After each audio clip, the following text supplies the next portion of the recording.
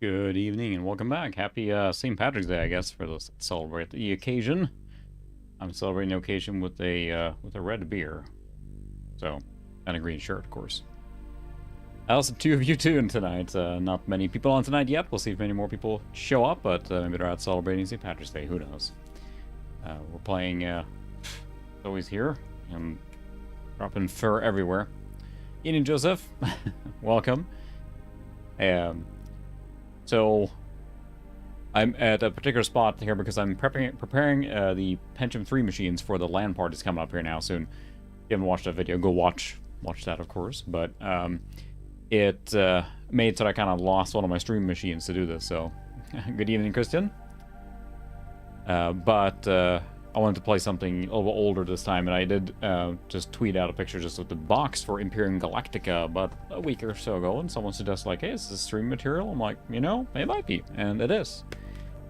It is an interesting game, which we'll find out later here now, but it's a 4X game, so 4X being Civilization, you know, Master of Orion, all those, like, galaxy management games where you're managing an empire, but it also has basically colony and city building. It has Ian Ted, welcome. It's got elements of like RTS. You can move around the ground troops to defend your colony or even solar, or you can use them for assault on other colonies. So you have RTS, you have 4X management, you have colony building, you have spaceship battles, you have research. I mean, it's got a lot of stuff, and it's also story driven. So it has cutscenes and full motion video stuff, and I mean, they went all out with this, and I think this was developed in Europe, I'm pretty sure, by Digital Reality. And it's one of those things that just kind of came and disappeared. Published by GT Interactive, if you remember that company, but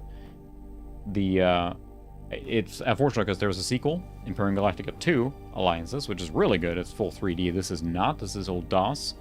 It does run on Windows 95, but I couldn't get it to run stable. It would crash every time I played it for a little bit, so I'm running in DOS anyway. So we'll consider it as a DOS game. The requirements are 486 100 megahertz Pentium recommended, 8 megabytes of RAM, 16 megabytes of RAM if using Windows 95, SVGA 1 megabyte, Sound Blaster 2.0 compatible, 4-speed CD-ROM drive, 65 meg uncompressed hard drive space. It does require a mouse because I mean it's a point-and-click game. So, but it plays very similar to your Master of Orion, and I'm trying to think of other space games like that. Just many modern ones, but. Space galactic management, that's the core of this game, so 4X management game. But the fact that it interweaves so many different genres at the same time too, and also has like the story-driven approach. So yes, that sounds about right. So I think that, so this came out, there's a sequel, and a third in the series got stalled out due to licensing issues, and it never manifested, and the closest one we got was Nexus the Jupiter incident, I think, which took away most of the 4X management and went more with the story. Think more like Homeworld-ish, I guess, a fleet management game, which isn't bad per se. I've only played a little bit, but it doesn't have the same, like, Imperium Galactica 2 is super crack addictive. I mean, it's just, you could just a little more, and just takes everything that this game does and goes one step further. The cool thing with this is DOS level graphics, so you got the nice pixel graphics and the isometric view line and all that stuff. So we can go through the box here. We have the game CD, of course. It's a dual one. I have the one in right now. It's disc 2. I don't remember what's on disc 2, but there's a lot of FMVs, right? And there's even spots where you get a message in the game from a trader, like, we're being attacked or whatever, and a little video clip will play from that with a very poor dubbing over. You'll see, I don't think they spoke English originally, and they dubbed it over later, and it's functional, they're wrong. They did a good job, but it's still pretty funny. It's a little disjointed sometimes, we'll see. This game, as I'm not sure you can see that on the little screen right now, but it does have an autosave function, so that's good for me. It's very good for me. Because this is a 4X game, I think that's all there is. Yeah, there's just a big manual. It has a very hefty manual, as it should, for, anyways, a lovely box, kind of standard box, with just some screenshots in different languages, no fold case or anything, but a lovely printed box. That's right, yeah, you're still in wintertime. We just, in the Midwest here, we just went over last weekend, so. Which is actually going through the Congress here now to get rid of that. They're going to lock it into summertime, I think, here pretty soon. Because the states have voted to... Most states now seems like they're voting on to keep it a summertime. And as soon as federally it's allowed, which at this point I think has gone through the Senate and everything. So it's got a pretty good chance of like actually make it into a law. So Imperium Galactica manual, of course, is a forest game, so it's pretty detailed. It is black and white manual, so it's a little sad. It's in multiple languages, I suppose. Yeah, all the different languages. Spanish, Italian. This must be, yeah, this is Dutch for sure. Yeah. Different languages, it's a European one, so very nice. Yeah, we'll see. Having kids, it's just, the change is brutal for them, so I do look forward to it just going to one time. And I know that will be dark in the morning a lot more than it would be, especially during the wintertime, but I grew up in Scandinavia. It was always dark in the winter, so it doesn't bother me. But anyway, we'll go back to the main menu in this game here. Goodbye. This game seems to just love switching around. It's weird because it's not switching resolution. It's switching like the polling rate or the sample rate or something going on. So my capture card is just going crazy every time. It's capturing it fine, but you'll see often when I'm hopping to different screens here, it will get a little black border. I'll try and keep an eye on that, and kind of all I have to do is click one button to reset it. All the other games handle this just fine. The way this works, the capture solution, is that I basically have it tuned to the resolution and refresh rate. So when 640 by 480 comes on at 59.9 hertz, do this. Then I can, all that stuff. And it seems to me it's still using 640 by 480, but it's something in how it's doing it. You see there's black bars here now, right? So, Bruce. So you could be right. This is the only game so far I've had this happen where it changes so much on the fly. And it does hop around a lot between the DOS resolutions and the, the higher 640 by 480 and the, was it 300 by 240 or whatever, or 200 or whatever DOS is, 700 by 2, whatever. And it's causing it to lose connection and everything, which is weird because having the presets normally, it can do all that just fine. But as you can see right now below, we are playing on the P1-166 tonight, the old classic Windows 95/DOS machine we've used a lot. Probably one of my favorite machines, if not the most favorite machine, mostly because that's nostalgic value, but that's the ASD Advantage machine that I covered in many videos way back. Still one of my favorite machines. So we will do title animations and then view intro as well, because this has a lot of FMVs and sequences and who knows what, tons of video, more than I would expect in a game of this caliber. So lasers.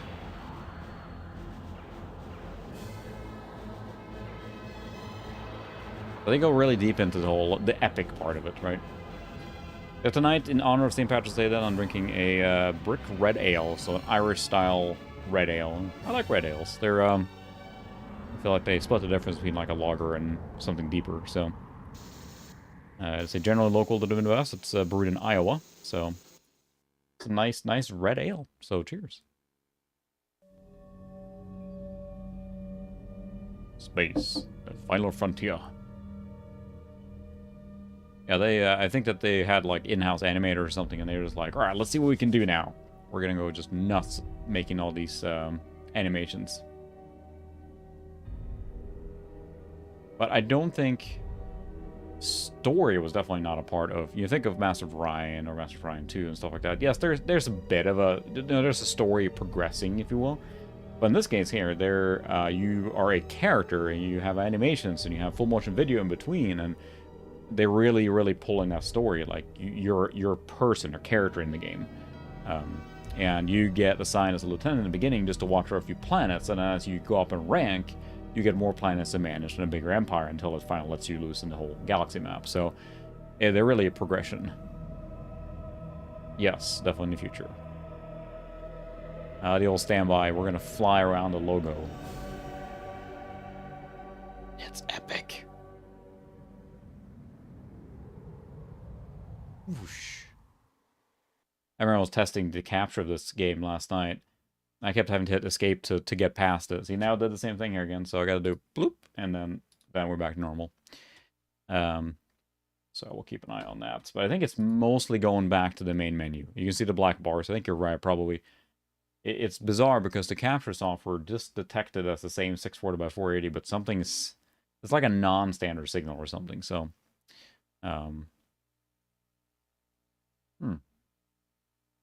Very nice. Yeah, I thought the...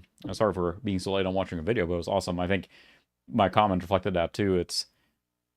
There's cool gaming on this, but it's still fun to do all the old productivity stuff that you did, and there's a lot more you can do than just game on these retro machines. So now, the older you get in the machines, the less practical it might be, but it's still fun, so... allegedly epic, yes, sorry. That's right, yeah, the 360's 3060 fell through, sorry about that. It's brutal with cars. There was a big 3080 drop today, too, and by the time I saw it, all the Founders Editions, like $699 cards are gone already, so there was one for like 800 dropped or something. I put it in a queue and didn't get it, and I think I'm just gonna call it good for now, so... Yes, exactly. That's a good point, Ted. I read up on this a little bit too because I was trying to make a refresher. So I played this game a lot when I was younger. I haven't played it in years, truth be told. So I looked up a few things on it. And yeah, so the idea being is that you have a huge galaxy map. So even Doppler. And it basically... when you start the game, you start in a little corner of the universe, or the galaxy, but then it expands as you play in the story, but the map is still going. Imagine if you're playing like a massive Ryan game, and you have a little corner, and you're fiddling around down there, the rest of the world is still going. So by the time you expand into that, then that's a problem, right? So, yeah, that is very true. It's very possible that it's misdetecting the capture, because right now it's saying 640 by 480, at 59.940 hertz, which is the normal what I do for 640 by 480. So, and especially if it is 512. Now, interesting part is if you see if we can see this on the action cam here, you can see there's still a black bar here, even on the CRT. So that is a true to life. Like you're seeing the black bar on the capture, and that might be what's throwing off because the capture card is a frame grabber, right? So it's trying to determine the signal and capture the frames from there. It's not a capture software in the standard sense of the term, so I'm not good at explaining it, but I don't know. It's kind of like you wouldn't understand. So no, sorry. Let's see. We'll do the view intro. So that was just a title animation. I don't think we've done the view intro yet. So this is the actual intro and the story of the game. So that was the title animation, just to show, like, you know, here's the logo of the game. Here's the actual intro for the game. Yeah, let me look. I think it has a view meter on here. Let me look right now. I don't think it does. Yeah, it just tells me the refresh rate. So 69.8 hertz. So now we're basically at... This is 720 by 400. So... We switch resolution now for the FMV. You can see the black bars are gone. It is really only the title screen that seems to be that. And it's bizarre. So the monitor doesn't always tell me what the resolution is. It just tells me the refresh rate. So technological and social revolution. Yeah, unfortunately this particular one does not. It's a ViewSonic 19-inch professional series After monitor. Thousands of years of interscene warfare, humanity found peace. Generic Future City 427. Vast metropolises rose from the earth as mankind flourished, driving out nature with buildings of monofill and nanite weave. I don't think I recognize his voice actor, The but metropolises maybe merged not. and became one. The earth was a vast hive of humanity. Yay! Kumbaya! It was No. a golden age of progress for mankind. It's always It was convenient marked that in all these by Galaxy inevitable games destruction of caused any by variety, global humanity is population. united completely. Millions of scientists And worked they're all just desperately to happy find a chums, solution. and they're always a unified front, so that's convenient. Oh, this is 1997, so it bridges that, like, it's still, you know, you can tell this was developed in DOS, right, and then switch over to Windows 95.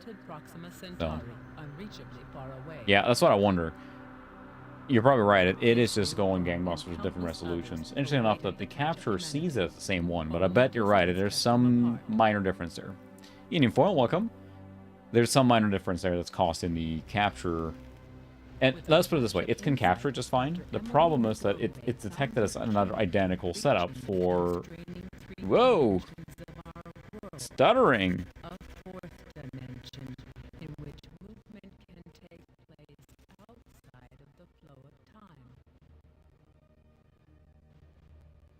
This might be the 2-speed CD-ROM drive is not catching up. Did it say it needs faster? Like it's run out of buffering. It's 4 times CD-ROM, so I don't know what's in this, if it's a 2 or 4. I think it's a 4. It's the original retro experience. I mean, I played this game on Virtual Disk Machine, I think, when it came out. Like, I played this on when it was a Pentium 100, so that's a little surprising. It's smooth there now, but it's clearly a buffering issue there. But it wouldn't surprise me if the CD-ROM drive is just starting to get worn out. Probably should replace it with a more or faster one at some point. The answer was colonization. Then they can. Humanity's manifest destiny. The other planets of the solar system were inhospitable for large-scale human habitation. Especially, you know, back in the day with CRTs and stuff, like they just fertile and waiting. They just took whatever solution you gave them, basically, right? As long as it was within spec, there's whatever. Yeah, it's weird. So this is a Pentium 1 166 overdrive. It's definitely overkill for this game. Not overkill, more than enough for this game, but how well is it buffering this? I don't know. How well did they program this? I don't know. When the UNSN Trailblazer activated its jump drives and entered hyperspace, the walls that held humanity imprisoned were cast down. Hyperspace.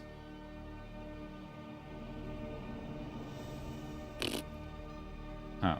Alright, kids. Fart jokes are always funny.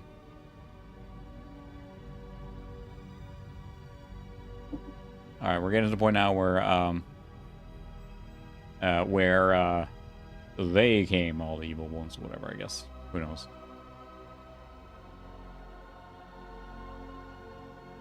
Spandex is mandatory in the future. But look at this. This is, you know, we're talking like animation like this from a non-AAA studio. You know, you got your Blizzards and everything, and they did really amazing work with Warcraft 2 and now Warcraft 3 and, you know, all the games they release. Good evening, welcome. And just, this is from a, I mean, the equivalent of an indie dev, right? So a pretty small studio. I don't know what other games Digital Reality did. This is an Overdrive MMX, so it was the one I played on originally. Was a non-MMX 100, I think, or it might have been 100 MMX. I don't remember. I never overdriven. I never put an overdrive processor on my original machine like I did on this one. This one, when I got it, was a Pentium 100 without MMX, and the overdrive brought MMX with it, so I know that will kind of give it extra stuff, so. Alright, nice job, Solar. Now you get to say, I am the law, all the time. Yep, that's right, we got Orchid Voodoo 1, that's my original card that I had as a kid. And was in this very same, not this same machine, this socket 5. Pretty sure. No, socket 7. It's got to be socket 7. I don't remember. I made a long video series. I made 3 videos on this computer, so I'll have to reference it back. This is one of those machines, it just works now, so I don't want to crack it or anything. So the P100 that I had was during Windows 95 era. It came preloaded. I had it in Europe, of course. It came preloaded with AST software, Windows 95. It was my first Windows 95 computer. That one came with like an AST software suite that included the dot, which is a little dot in the corner. You click, and it would go and open up like options. It was like a shortcut thing. And all the video guys like, this is how the start menu works, and they have like little friendly banter and everything on how to use the computer, and it was fantastic. I think there's still a story going on. Mind you that we've been watching this video now for several minutes, which is just the intro of the game. A lot of backstory for this kind of game. The strengths and weaknesses of humanity in light of the challenges the galaxy presents. Earth scientists it really was. I just remember starting it up and like just wow. Systems that saved countless lives on harsh and untamed worlds to the first true androids, mechanical beings that looked and acted just like humans. Why do we always have to build androids? I don't get it. Aids and protectors, the androids were first deployed on Centronome. A freak accident, a miswritten line of code that somehow slipped by dozens of AI code checkers. Oh no! An android pilot went berserk and crashed his ship into the space station housing the 5th Congress of the Imperial Senate. Oh no! The AI went rogue. That would never happen. Stardust CX-526. You're on a crash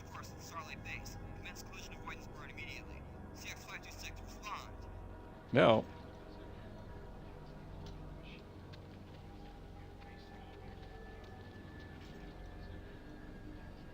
Again, this is really advanced animations. I mean, they went all out. And actual actors involved, too. Oh, my God. Oh, dramatic pause. Oh, woof. Woo. David Lynch has entered the chat. Yeah, it is very, Syndicate there. Similar era. Like, well, Syndicate Wars, like...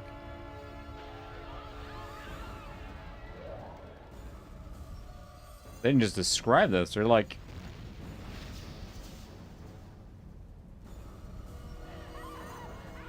Ah, she's probably fine. She's probably fine. This and other android-related deaths led Tag to the out. immediate outlawing of android research and production.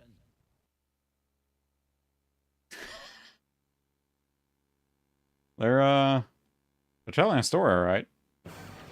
In Lasers. 3226, the galaxy-spanning empire of humanity began to show signs of strain. Unable to cope with the social stresses caused by such rapid expansion, its leaders were unable to hold the empire together. The long peace fell apart as warring factions began to divide up and fight over vast regions of space. Yeah, like typical thing. They go into space, they start fighting again. Yeah, so this game does then have, you should wear a helmet, sir. The radar's gonna hit you in the head.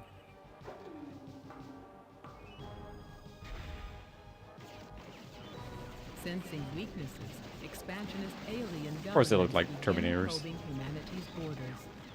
In desperation, the Admiralty of the Usually I Empire think so. decides to use its secret weapon. I mean, I don't have keeping time, but this animation must be like 5+ minutes long. Zoe is on deck.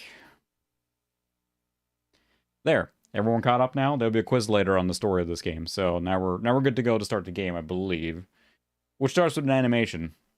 Wouldn't you know? When you start the game, you get an animation to tell you what's going on. So in case you missed it.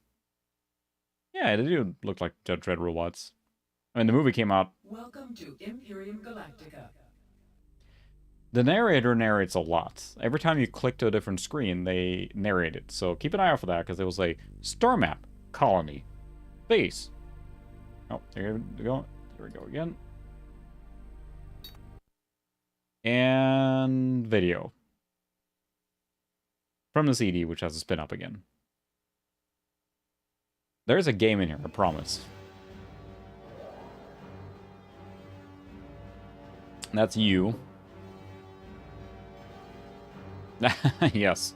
I've been saying that a lot too. I'm waiting for my Steam Deck here. You called, Colonel? With a bated breath now, because I keep seeing all the Yes, positive Lieutenant. feedback on it. Good to see you. At your command, sir. The commander of a sector has just retired. Hmm. I'm assigning you to go there and to secure the area. The And the 995 robots in the Judge Dredd one, right? Had that, so. Yep, surprise, it's a point-and-click adventure game. Has been destroyed. Your mission objectives are to rebuild They love the the panning colony camera and to shots. maintain Like a peace. lot of them.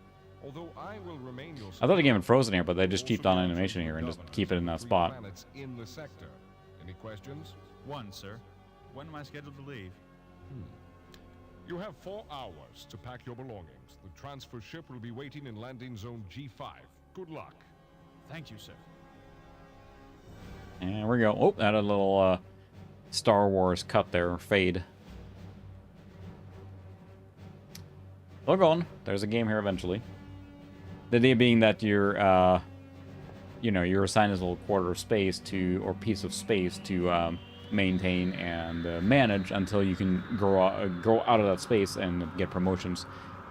And like mentioned earlier there, if you don't build up that well enough, then when it opens up the big map, you might be screwed because I can't. There's not a polygon budget can't afford watches, right? Just use your imagination. Space, lasers, pew pew.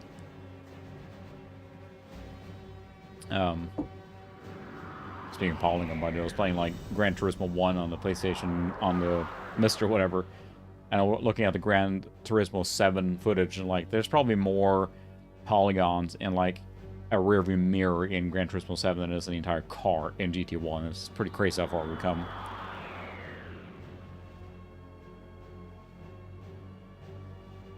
I feel like these establishing shots don't add much to it, except trying to make this look like Star Wars a lot. Again, I feel like the animators are like, all right, here we go. You know, they're just having fun with the animations. Cat hair everywhere. Still going. I think there's a game now. I think, yes. Welcome to Imperium Galactica. So, we'll pause there, but there's a couple of things in this game. So it plays, and again, it switched the thing. There we go. So, this is your bridge. This is where you do your, you know, your basic stuff in the game. You can look at the galaxy map, or sorry, the colony, which is the building section, which, you know, if you play the other galaxy management games, this will be familiar. I have to build a colony hub. I do not have enough credits to do that yet. Their different buildings have different purposes. Now, these buildings are all broken in some variety, so we're going to repair them. We'll get back to that, but this is your call name for them, which is you can also direct troops here if you're doing that. And also lets you, again, build different things. There's a list of things to build. You know, if you play at other games like this, this will not be different. And the colony hub thing is like the central building point, or your construction yard, basically. So until I build that, I can't do anything here. I don't have credits. They kind of start you off at a disadvantage almost to get you going. So you have to work a little bit for it. The star map is where you can look at your fleets and everything. And we have one fleet here. Traders are moving back and forth. These are our colonies. So this, if again, it's very familiar to any game like that you played.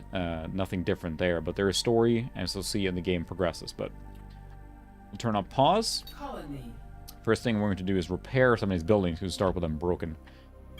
We need the power plant repaired first, because we need power, and we need somewhere to live. So, it takes a long time to repair, too. But those sort of things we need above all is power. And we're going to go to the star map, because I like to move my fleet somewhere in the middle. You basically have to intercept pirates and stuff like that. Yeah, that's what I'm too on the Steam Deck. I'm going to look into to use it as an emulation device. I will probably cover it in video somewhat, because even if I don't super interested in playing modern games, I'm seeing like just emulation looks to be a powerhouse. ETA Prime is a channel I follow for emulation stuff. It's a really, really good channel.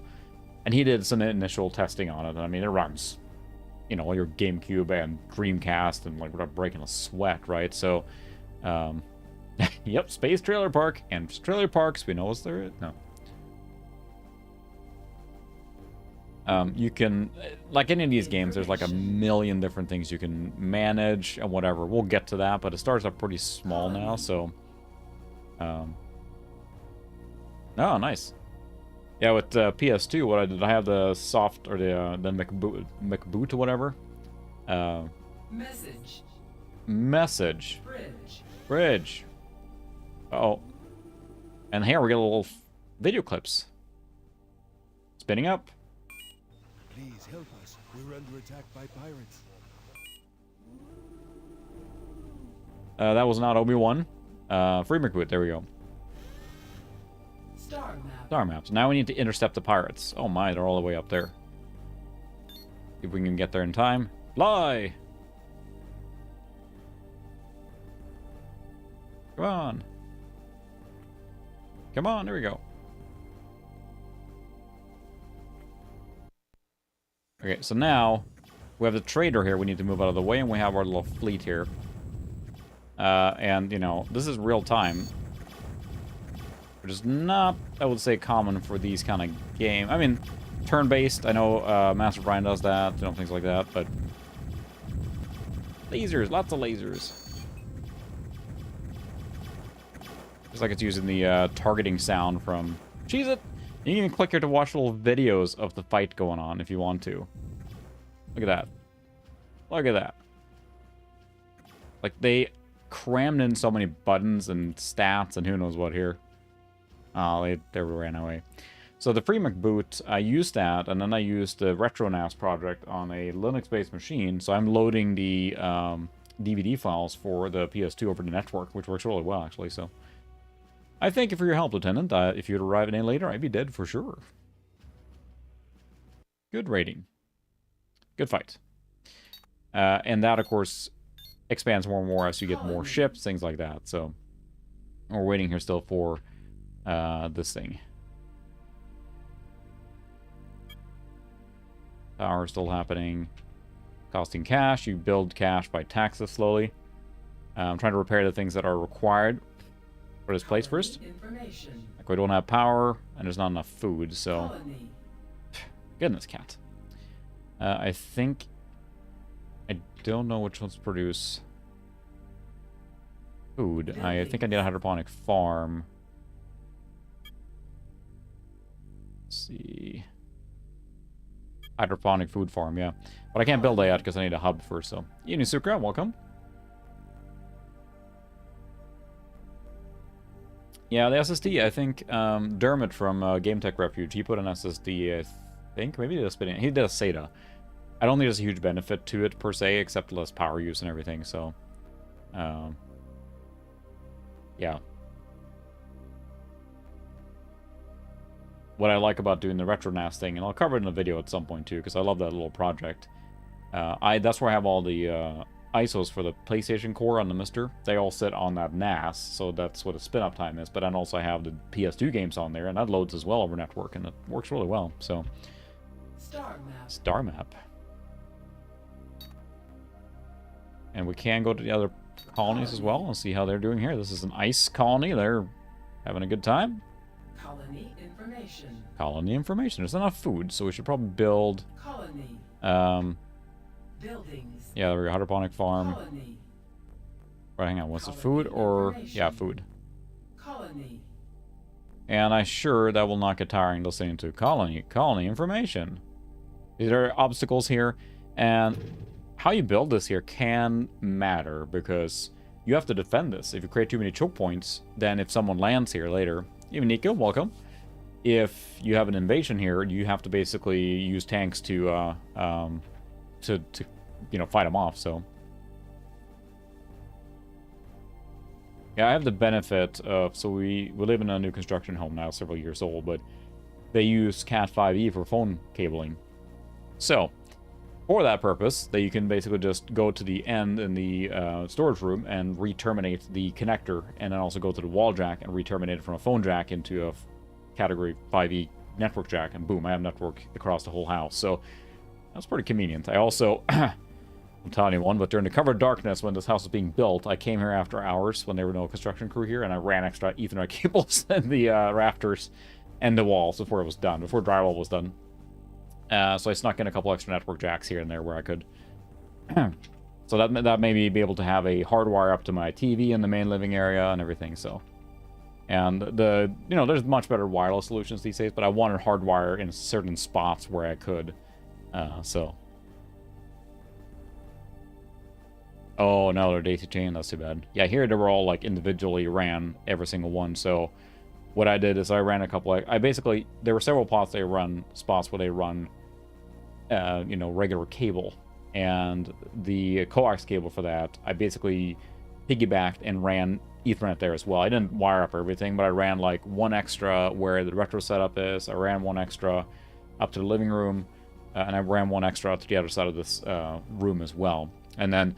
the wall behind me here is hollow, if that makes sense. That's the storage room back there, which means that's where I have my server and all that stuff. So I just punched other holes behind this shelf, and I can get Ethernet over here. So I like having wired things where I can, but I do have wireless coverage throughout the house too, because you pretty much have to. So this built a hydroponic farm. How are they doing otherwise now? Colony info. We got plenty of food. We have power. There's more people living here, so what else can we build here? Buildings. See what do they do? Morale and health, fight disease, and finding solutions. Allowing population to grow faster. Colony information. Tax morale is 56%, that's how they like this. Information. Tax income. Colony information. Hunger is rampant on kills. I know they're trying to repair. I can't build a colony hub there yet, so... what else should we build here? We should probably build something. Buildings. We don't need a factory yet. We should grow this colony a little more. And we'll build this and another power plant probably. Colony. Not cheap, but we can grow this colony a little more. Buildings. And then a nuclear plant. Fusion plant I think costs more. Yeah. Colony. Is there another? There's a nuclear plant up here, isn't there? You don't have to connect anything, so that's nice. Cannot build there. There's no room. Which I could kind of wreck that stuff. It's really in the way. Oh well. Alright, let's go to another colony. We have another planet here. Let's check it on Achilles. Colony. And we're still repairing the power plant. I think the power plant is now operational, so that's good. Nuclear plant. I just need a boatload more cash. I probably should hold off on spending too much here. Just so that I can build up and get a colony hub, or I can't do anything else beyond that, so. And again, this game will open up later on as you... Colony. Sand Sterling is the one I was on. Colony. Naxos. What do they have here? Not anything, really. Just housing and the power plant. Buildings. How's this colony doing? Information. There's not enough food. Alright, well, let's build a... Colony. Let's build a food thing. Hydroponic food farm. Colony. It's cheap, at least. I have nothing here. Alright, well, definitely have to build that so I can get food. Star map. It gets a little tiring, and she has to say it for every sequence they do, so... Yeah, there you go. Yeah, you gotta get a little creative. It's like, you know, Wi-Fi has gotten really good. I mean, let's be honest, like, a good router and good Wi-Fi connectivity can really make it, you know, not too bad. Or make it really well. I mean, you can play and do everything on wireless anymore, really, if you wanted to. But, having wired, of course, I'm a fan of that when I can, but... Because, yeah, having just a couple of routers, and we have what I did upstairs in our bedroom, then we had, like, poor signal way upstairs. So I actually took the phone network jack that was in that room, rewired that to Ethernet, and ran Ethernet then to a closet, and I ran power in there too, and then I basically put a router in there too, and that gives us full coverage upstairs as well.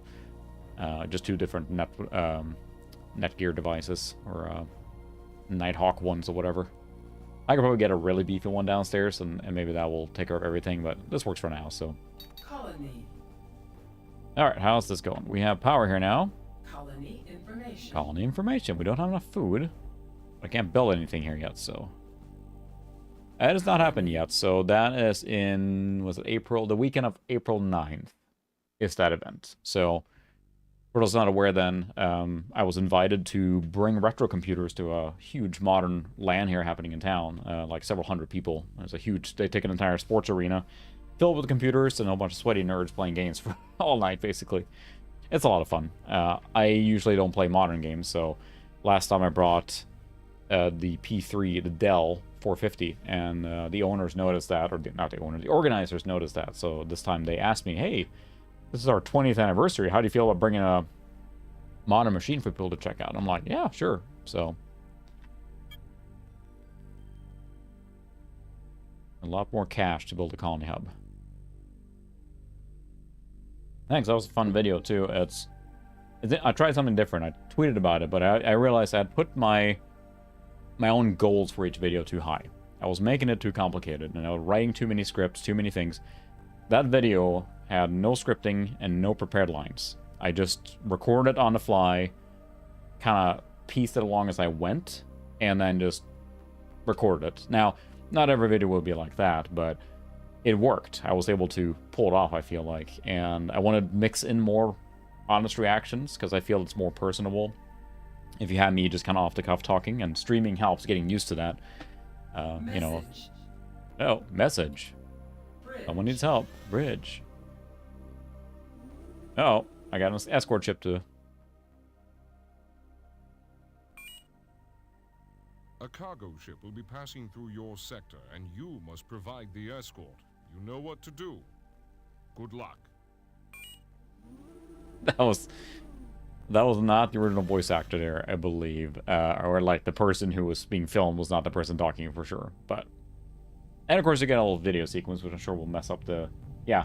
It's switching to 720 by 400, so this is the DOS resolution in the video. And the game uses the high resolution mode, so now, yep. It's basically when it switches to FMV, that's when we get messed up. So now we have to escort it, and everyone loves escort missions, of course, so. Yeah, that's true. I'm trying to think of what Wi-Fi, like, I don't have many devices that will do that. Some of the laptops, or I'm trying to think, like, some of the smartphones, but, yeah. Oh, wow. Olden television, cool. Yeah, I think that, you know, there's a lot of people that may have had it originally from that era that just not got rid of it, and it's been sitting in a garage for a long time. There's still stuff to be found out there. I just try and make everyone know that... Isn't television not the one that had the attached controllers? Am I misremembering that? I guess it could have been cut off at some point too, but... I try and let everyone know that I like retro, and then people kind of feed me stuff slowly but surely. You know, they come to me and like, hey, do you want this thing? And like, I get a lot of stuff that way, because they know I enjoy it. Although, I have a coworker who he used to run a a PC shop many years ago.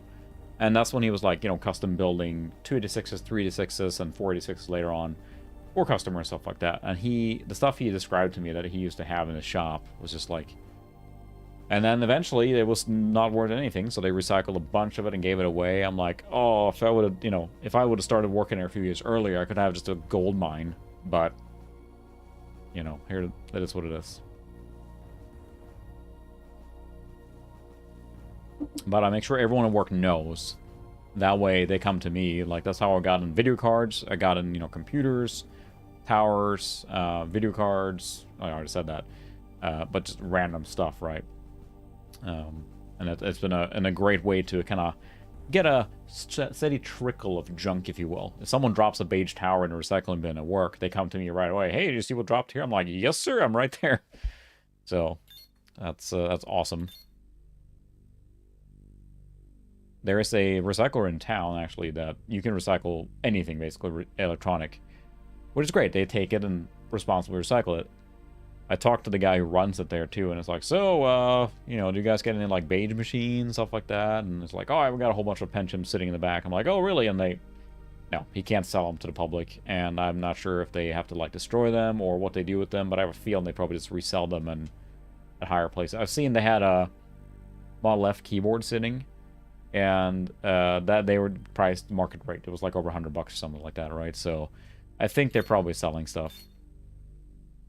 And a lot more cash. I probably waited on that colony. I should have gotten Achilles up and running first, but here we are. Colony. So the prefab housing is done. The power plant is almost complete. Oh no! Are they going to attack my trader? Yeah, not that kind of retro, probably. Or random broken electronics, yeah. VCRs, maybe, too.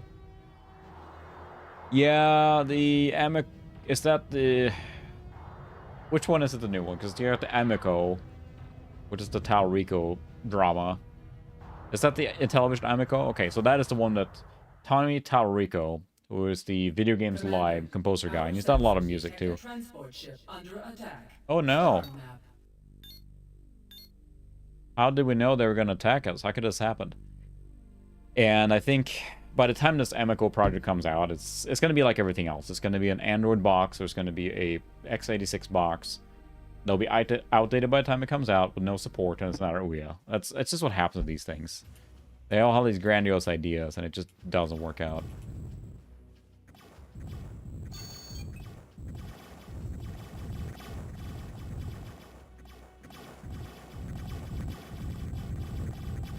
There we go. Laser, laser, laser, laser. You get more weapons later on, of course, but...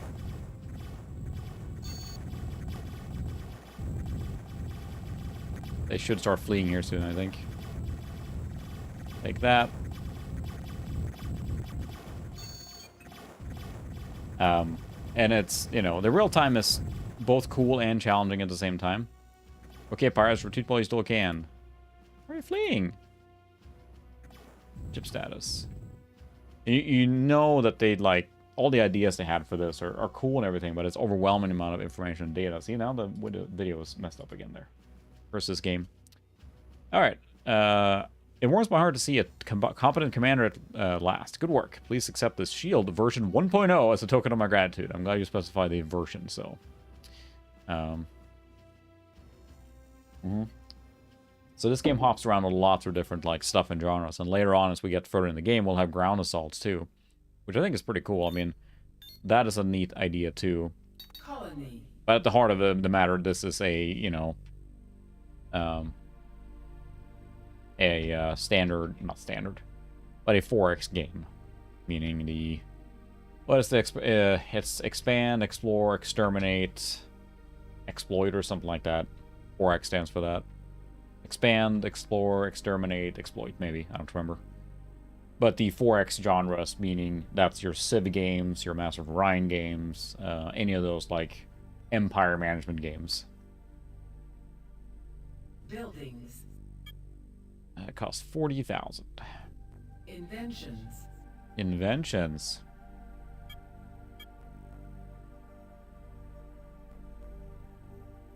Oops, I don't want to do that. Planets. Buildings. Colonies. So they did no, that's the thing, it's 1997 and it's from a small studio like in Hungary, so it's pretty impressive for that level with all the FMVs and everything. They went all out on that. I need more money. Star map. Colony. Can I tax you guys more? You're doing better now? High tax. I'm sure they will love that. Planets. Colony. You have nothing, but I can tax you. See, they're all happy now. Yeah, we're gonna tax you higher. I want more cash. Planets. Colony. Colony information. Colony information. Low tax. Oh, jeez. I guess they're starving. That might make them a little cranky about the whole situation. Oh well. Realize my volume on my regular speaker are on still, so. Keep getting notified of RTX 3080s in stock, but they're all the super expensive varieties, so I'm not going to spend that money, so. Yep, exactly. But turn that down. I guess we'll speed timer now because I need more cash.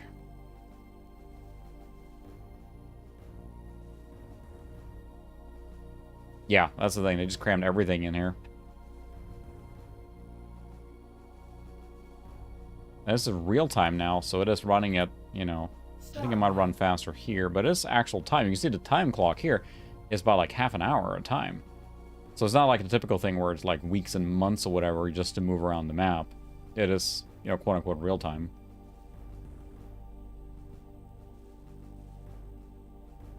I think I get cash every day, so I know hunger is rampant on Achilles, but I don't have Message on the bridge. message on the bridge. Request immediate help. And the fact they have this little videos and everything, it's We're under heavy fire. You must come immediately. you must come immediately. Yeah. Star map. You can get sometimes little bonuses by helping these guys too, so go get them. Yeah, that's what I wonder on the 48 is, like, are we just going to get on the next carousel at that point? Is Scalper's going to get a field day? Because at this point, there was a drop today, right? A big drop through different vendors. And I mean, they didn't run out right away. There were cards available for quite a while. So, and also that, I mean, you can go buy right now 3080 Ti from Amazon for like $14.50, like just straight up, which, yes, that's a lot of money. I'm wrong, but it's available. Like, it has been available all day, I think. So I think we're finally maybe starting to see this stuff catch up now.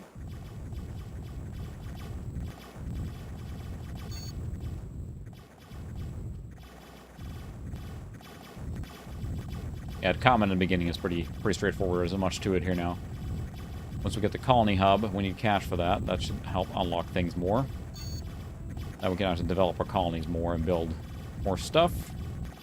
the management of like your ground troops and your fleets and your colonies and trade routes and all that stuff, plus all the diplomacy stuff, and yeah, I guess pretty deep. This is just the beginning of the game, of course, still, but like any of these 4X games, pretty slow burn, but the one thing I wonder about the 4000 series of cards too was that I heard that the power requirements might be ridiculous, because I mean, it's almost saying 600 watts for the card itself, which seems ridiculous, because the whole thing now is they're stacking the chips or whatever, right, to make them more condensed with more power required. So yeah, I can't justify that too. Like, I feel in the current market, the Founders Edition of the 3080 for $700 is a boatload of performance for the money. But a $1,200 card from an aftermarket manufacturer, no, that's not the same deal anymore. So, oh, that stinks. I don't want to feed the scalpers either, so.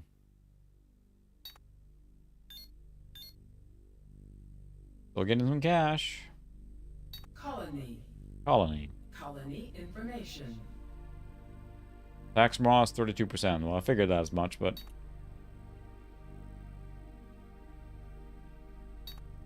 I do moderate, but Planets. Colony. Colony information. 49%. They're okay with it. Planets. Planets. Colony information. I just Colony.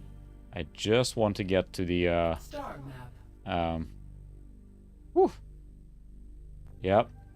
And 3090 is really expensive here too. There's no denying that. I mean, it's an expensive card, and except if you want the best, or you're doing like, you know, rendering stuff or required for particular workflow or something, I can't see that being worth it. Message. Bridge. This is a creepy one I think we get from here. Yep. From your wife.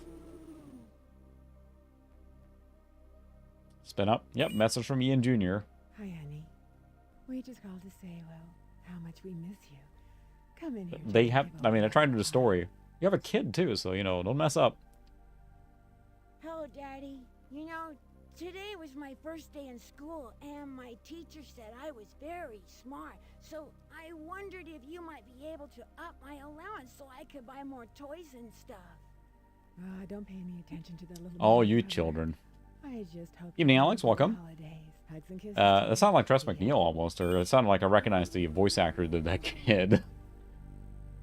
Yeah, it's an interesting game. It really is just mixes, you know, the 4X gameplay of most of those Galaxy management games or Empire management games with additional things like real-time strategy and city building within limits, right? It's not a SimCity game, but you're doing more on the colony than you normally would just be in many of the colony or these big games like this. You basically just say, build that building, you're done.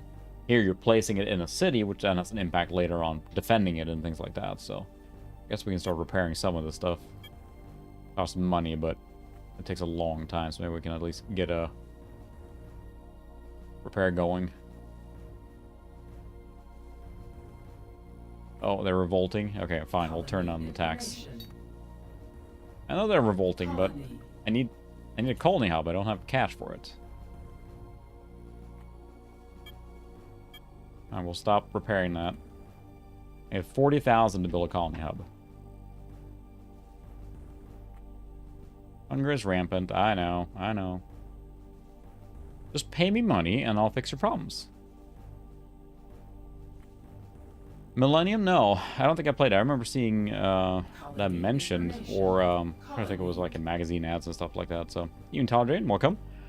But I don't think I ever played the Millennium one, but I'm a fan of these kind of strategy games. I'm a sucker for isometric viewpoints. I don't know what it is, but the pixel art is seeing the detail, so yeah, exactly. I think you can build an archaeology here. Yeah, archaeology, there you go. You can build one here, actually. So, but I wish you could zoom out a little bit here. It is very cramped. But I need more cash. A lot more cash, because I can't build a colony hub. I should not have spent the money on building up the other colonies, but I think here in a day or two, we'll be able to place a colony hub on Achilles, and that should get us further. And then that planet would actually, I can actually build food farms and stuff like that, so. There's a lot to keep track of, especially later on in the game when you have so many planets and... Message. Incoming message. What's the message? Base combat detected at Naxos. I'm gonna rush over there. Lieutenant, this is the governor of planet Naxos. Our sensors have I love these detected little things massive here, too. energy readings not far from here. We In Imperium think it's a Galactica 2, major it takes battle. all of this and just The ships in takes it to the area next are not level, but responding to our I can't messages. think of any We need to other investigate. Empire Management game that did this level of, like, mixture of genres. Now, the RTS is pretty light, right? And the city building is pretty light. Oh my goodness, they're way down there. So it's not like it's, like, super deep on that level, but it adds extra flair to it, and makes you kind of keep going. Like, many of these games are addictive, just one more turn, quote-unquote, you know.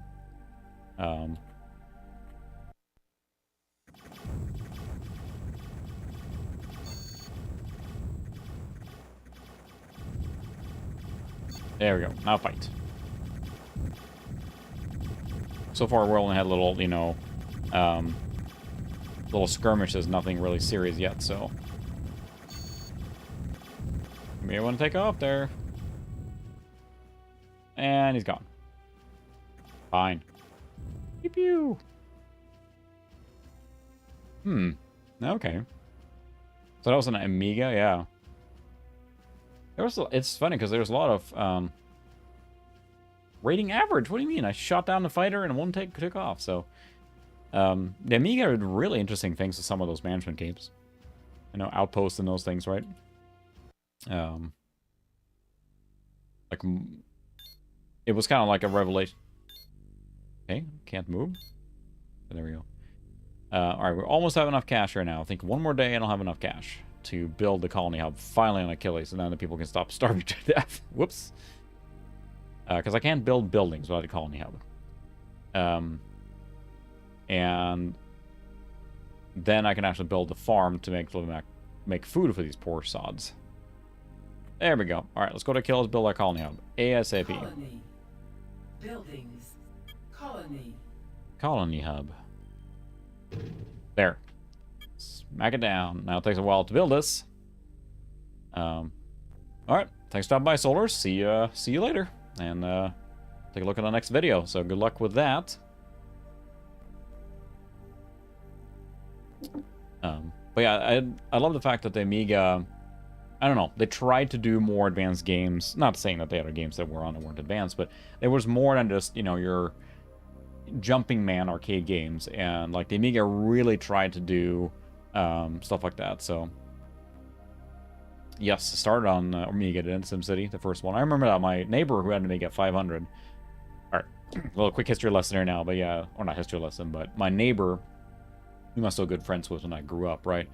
He got an Amiga 500. That was most of my exposure to the Amiga. I didn't have one myself, but I remember him showing me SimCity. He just like, I gotta come check out this game. I've been playing for hours. Like, oh, cool, you're building a city. You know, I played SimCity truly the first time myself on the Super Nintendo with the SimCity on Super Nintendo, which is a very good port of that game, but a little bit enhanced. But yeah, the Amiga really was a revelation as far as like what it could do compared to previous systems and everything. There was nothing that came close to it when it was launched. So. That's right, yeah. I really like to, I want to make a video, or at least fix up, like, the Mr. Core now is so good on it for the Amiga that if I want to play Amiga stuff, it's easier. But I do have, stand by, let me see if I can do this now. We're going to go to the Action Cam. We're going to get a live feed of the Action Cam doing stuff here. I have a lot of original Amiga floppies that I got from a yard sale a while back. See if I can show this.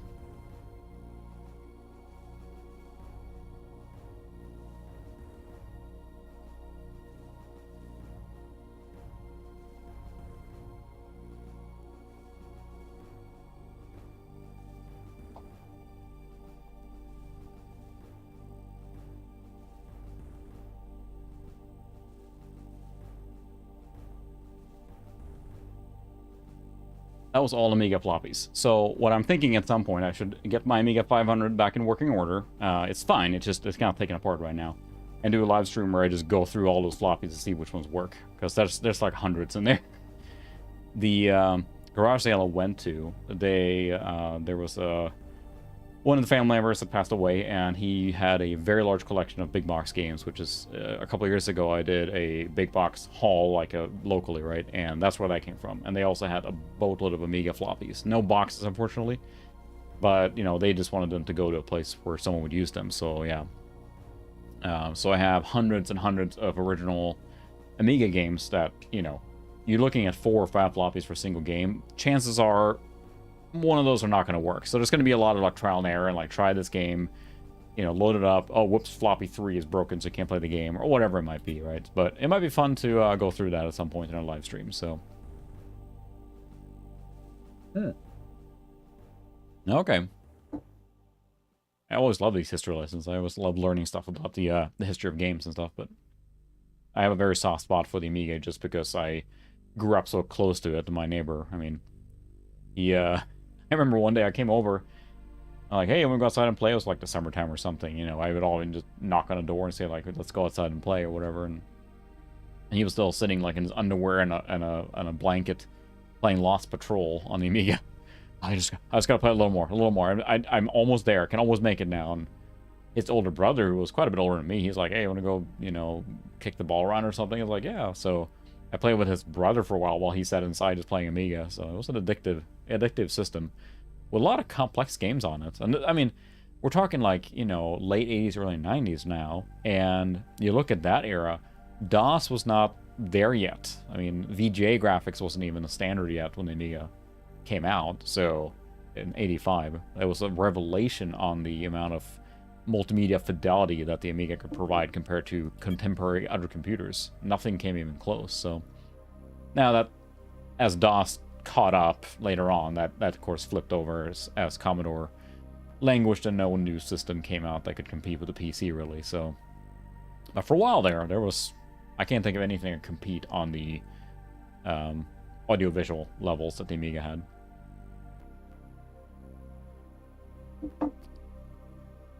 Should get that colony hub soon. There we go, some cash, and we can start repairing some of the stuff too. What does it cost to build a hydroponic food farm? 4,200. I just saved that. So yeah, exactly. That's something that too is like I mentioned earlier, like a lot of consoles above all, but then computers around this era all were just like, you know, blip blip blip, jump jump jump, or arcade platformers. Now the Amiga had a boatload of platformers. Don't mistake that for anything. But yeah, you're right. Having the mouse bundle with it meant that you had a ready-in-the-box computer that could play games like SimCity. You could play, you know, besides needing a memory expansion. But you can assume if you release a game on the Amiga, the user has a mouse. That's not a guarantee for other platforms, right? So, and that's the thing, is like it was just, that's what made it so special, and everyone knew you had a mouse. Point-and-click adventure games, you know, were just a natural in Amiga. Not saying other platforms didn't have mice. The Atari ST, right, came also with a mouse, but yeah, the Amiga was just fantastic. Yeah, exactly. That's true. Doom was the revelation there. But, you know, by 93, 94, then the DOS machine was powerful enough to outcompete the Amiga. And Amiga, of course, had nothing. I mean, imagine a new modern Amiga would have come out like in 92 or 93.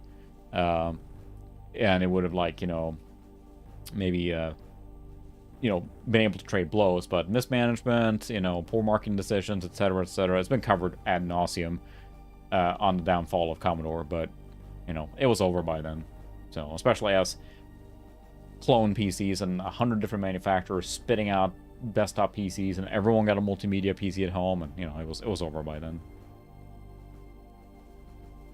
That's an era I like a lot, of course, because I'm a fan of that. All right, now, now we can build a food farm so the poor people here can actually eat. Colony information. We do have a colony hub.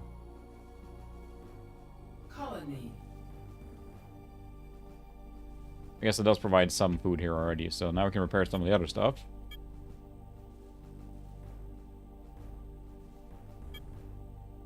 There we go. Yeah. And that's the thing too, the timing, right? Yeah, you're right. It's like, 1985, the first Amiga. We have received a message. Well, geez, you don't have to be so urgent about it. Oh no, it's a ship SOS. Send the CD up, come on. You can do it. Alien attacks have weakened our shields. You must help. Alien attacks have weakened our shield. You must help. Oh, jeez. Can you say please at least? Maybe?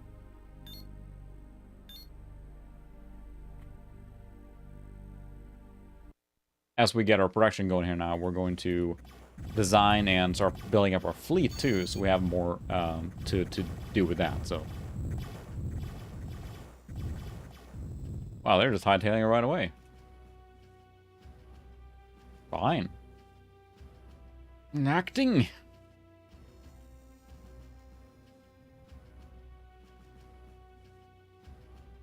Easy enough.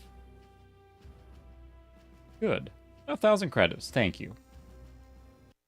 Yeah, there you go. At least they paid me for my services rendered, so. But there's something endearing, of course, when they do this kind of stuff, right? With, you know, the voice acting. Even the voice acting. We're just FMV acting, and I think it was implied that, you know, FMV sequences were cheesy. They just kind of had to be, so. Now I'd like to repair everything here if we can. Now we should have plenty of food, right? Colony information. Now we should be able to focus on repairing stuff. Can I increase my tax now? Colony. So I'd like to repair all the buildings in this place, including the telescope. I can see what's going on around me. I figured the fire brigade is pretty important. Need more tax income. Takes a long time to repair these buildings. Right, let's repair the telescope too. Or the military spaceport, so we can build. That's a big police station. Or futuristic. I wish I could zoom in and out here, but it is, you know, fixed pixel art, so. But it's like any of these games like this. It's just super addictive because you keep wanting to see what comes next. But right now I need to get some, you know, true income. And I don't know exactly what will give me extra income. Ion projector. Bank. Increasing trade and income on the colony. We'll definitely need that. 16,000. So yeah, we need to build banks. That should help us. Is there a spaceport or anything that increases? There. Make the traders spaceport a valuable revenue source. Okay, we need that, so. Colony. There it is. I was wondering. Planets. Colony. So, I mean, you can all see now. It's like we're not getting that deep in the game yet, but it is one of those they just kind of keep going and a little more, and then all of a sudden it's the middle of the night, so. Yeah, we'll need a bar built here eventually. Need more money to fund the... Let's take a break from repairing these. I'd like to get a spaceport. That looks like that might help.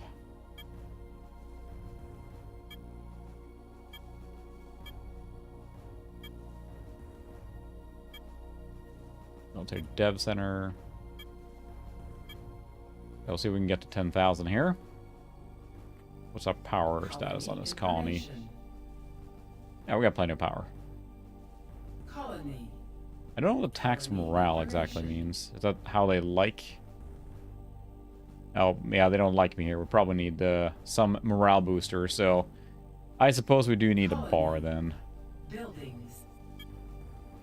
Pretty cheap, too. Social space where colonists bond with one another through the shared ritual consumption of perception-altering substances such as Neopro brandy. Bars raise colony morale. Well, how could they not? Colony. Fine, we'll get some morale going here first then. We have the morale officers on deck here, so. Star map. I'm doing my part to help the morale. It is St. Patrick's Day, right? Right? Oh, whatever. Red beer. But yeah, I was gonna say too, I'm related to this beer pouring, but I'm pleased the way this last video turned out, and it makes me, cheers, makes me excited to make content again. I was in a kind of a lull there for a while due to family things or life things too. It just wasn't the right time to make a lot of that deep content, if you will, but it took a lot less work, if that makes sense, to make this video. It was fun to make. I'm not sure if you came across it or not, but it was 0 lines of script for that video. I scripted nothing, I planned nothing, I didn't plan my shots. I just did it. And that, I think I want to weave that in. So say, for example, like, I look at LGR, right? Often he'll have here's an intro on the thing, and then his live reaction to the thing as he's filming it, and then an outro, right? And I think I want to kind of get to that point. For example, like, okay, say here's, for example, this lovely Windows 3.1 box I got today, right? So you film talking about Windows, scripted, written dialogue, then go to the live hands, opening up, looking at the box, and then, like, maybe showing it being installed in an outro or something. Just an example. So I like to try that format more. It feels more natural to me than scripting everything, because I stress myself out too much. So I'm hoping to crank out more content, is what I'm saying, basically. So it may not always work out, but I'm hoping to make more content, so. Yeah, there you go. That'll work. Yeah, Irish red beer, brewed in Iowa, so. It's good. Irish-style red ale. Okay. I think we have enough to build a bar, so let's make everyone happy. That's a big-ass bar.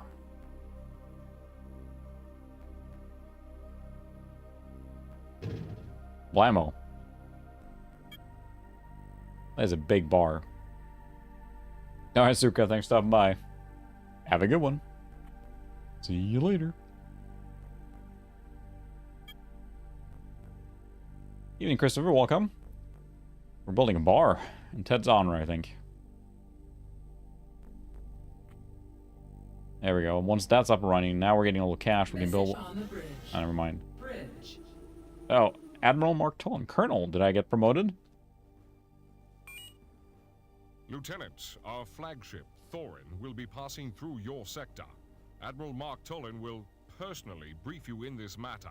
Ooh. Meet him in the border area.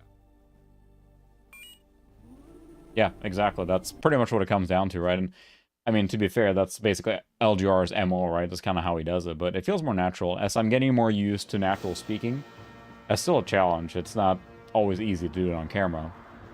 But I think streaming helps because I just talk a lot. But yeah, I'm trying to get to that point where I can just kind of sit down, know something of what I want to talk in my head, and just accept that I have to take 3 to 5 takes or more, to make that happen.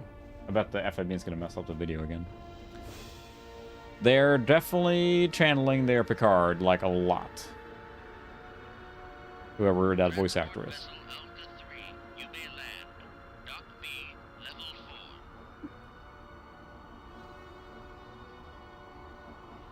Yep, that's a slow spaceship moving through space. Low. Whoa, slow down there, dude. Not too fast. Again, it feels like the animators in this game just went to town, or they're trying to use it as a demo reel to show how good they were or something. There's so many animations. There's so many for a game like this. Like even Master of Orion 2, like has little video animations. They're short, so. Oh, sorry, wrong environment or wrong universe. This is you then, basically, right? I think you're getting promoted now to Colonel, which means the galaxy map's gonna open up a little bit. Oh, it's got synthwave lighting. Welcome to our flagship, the Thorin. We have just returned from a successful battle with the Garthogs. Unfortunately, the Thorin has sustained significant damage. We suspect the Garthogs will attempt to finish us off. Under no circumstances can we let this happen. That voice actor is... Sure that no one they're doing their best, bless their heart. Dismissed. Dismissed. I am reading lines from a script. But yeah, that's the thing. You combine all these things for 1997, and again, from a pretty small studio. If someone wants to look up Digital Reality. Digital Reality is the maker of this game. And I don't know what else they have done or did. I mean, again, I know they made Imperium Galactica 2, But yeah. Star map. Yeah, I don't know. So, I mean, I grew up in Europe, right? So that's where I know of that game. But there's the flagship. So we're going to escort that. There's a bar coming. Oh, it's going that way. Colony. More spandex. That's being fixed up there. Star map. Star map. We might run into some actual resistance here now.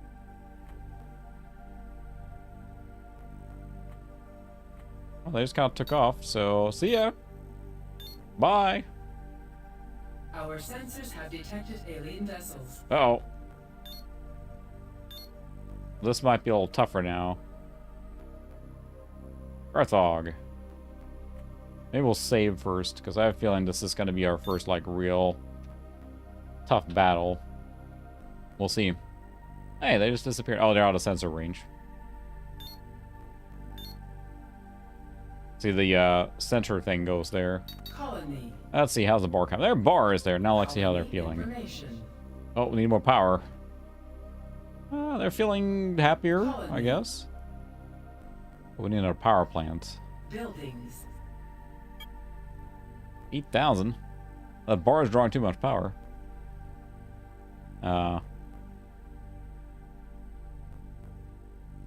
Exactly. Just kind of yelling at us. I made this game. There they are. Attack. Now we'll see how this went, because if this fleet is very strong now... There we go, we got a little resistance now. We're going to focus fire.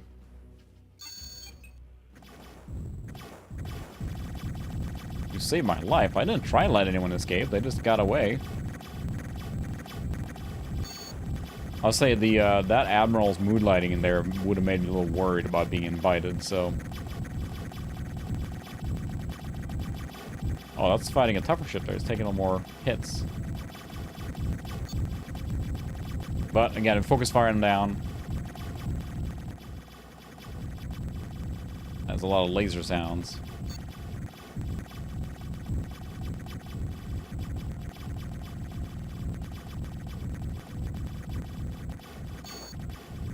There we go. I think we only lost one ship, so pretty good, pretty good. See what they think about that.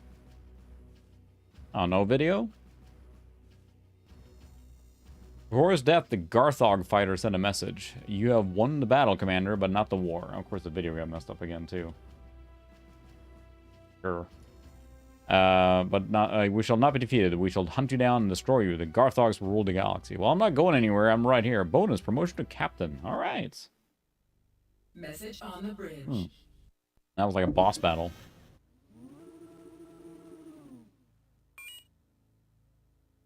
Lieutenant, you've done well. You've just been promoted. Congratulations, Commander. You'll be boarding your new ship in Sector B2. That Well, there's sector really... where you will be stationed is near the Garthog Empire. That's true. Apparently your job hasn't gotten any easier, but I know you will handle it. Be careful. Good luck. Yeah, they really are forcing Picard out of that. So now I got a new ship, and it's just like, I just want to go back and fix the bar. Or build a power plant. Yeah, they love the FMVs in this game. Yeah, you didn't see that earlier. There's actually a video message from your wife and little Johnny saying, please come home soon. Like, you need that in this galaxy management game to just remind you that it's a real person. And, you know. That's a little ominous. Well, I mean, he's spending a lot of time in the bar, so... Yep, that's hyperspace. Come on. Come on, you can do it. Come on. There we go. As in Simpsons, when Mayor Quimby always goes, like, from the wife.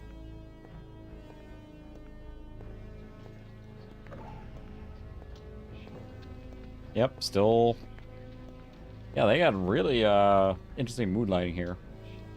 In these spaceships, these military spaceships. Dear Deputy Officer, we're glad you're here.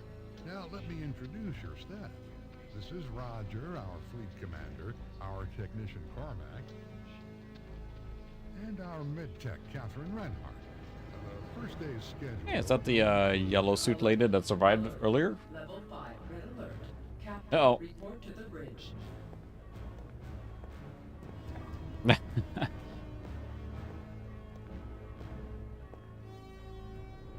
Ooh, Captain. Wow, doesn't look like Star Trek at all. Sir, the Garthogs have attacked the planet Achilles. I believe it's imperative we go there at once and recapture it. Sir, the Garthogs have attacked planet Achilles. I think it's imperative we go there at once. Look at that, you got a new, like, new world there. Oh, look at that. Woo. Oh.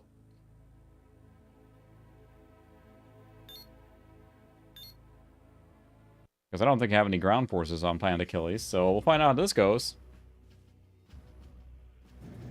Yeah, there we go. So now they're actually invading here.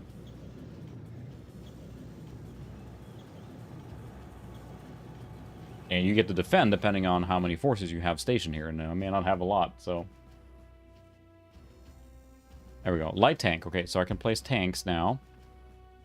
Depends on where they're going to come from, which I don't know.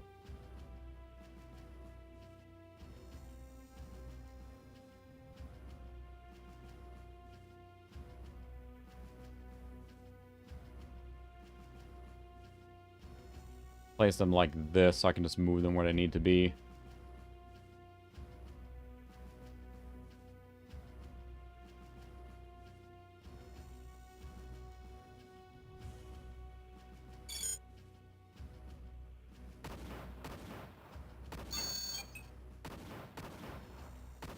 Can I pause it? No.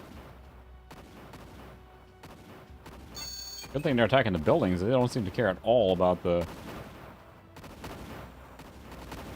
So here come the RTS elements then, right? So...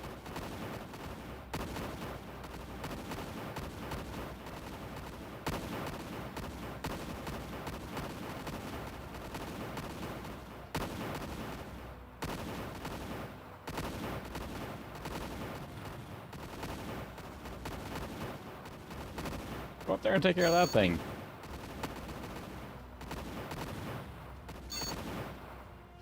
Yep, they knocked out the power, which is kind of what the plan was all along, right? So, do I have more tanks here? Where do they go?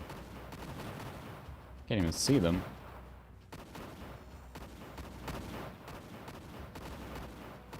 Because I have 2 more tanks there somewhere, but I can't see them. I can't turn my...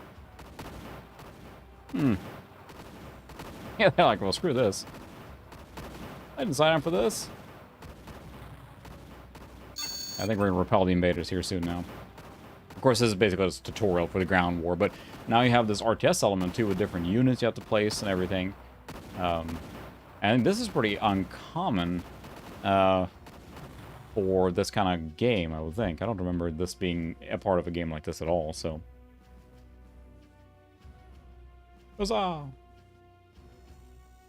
That's true. You had defeated the enemy forces. 0 and 5. Alright. Good fight. So now the bridge is all new, too, and we have different planets here, too. We need to build another part, and repair that. And we need to build another power plant, I think. We can get extra power.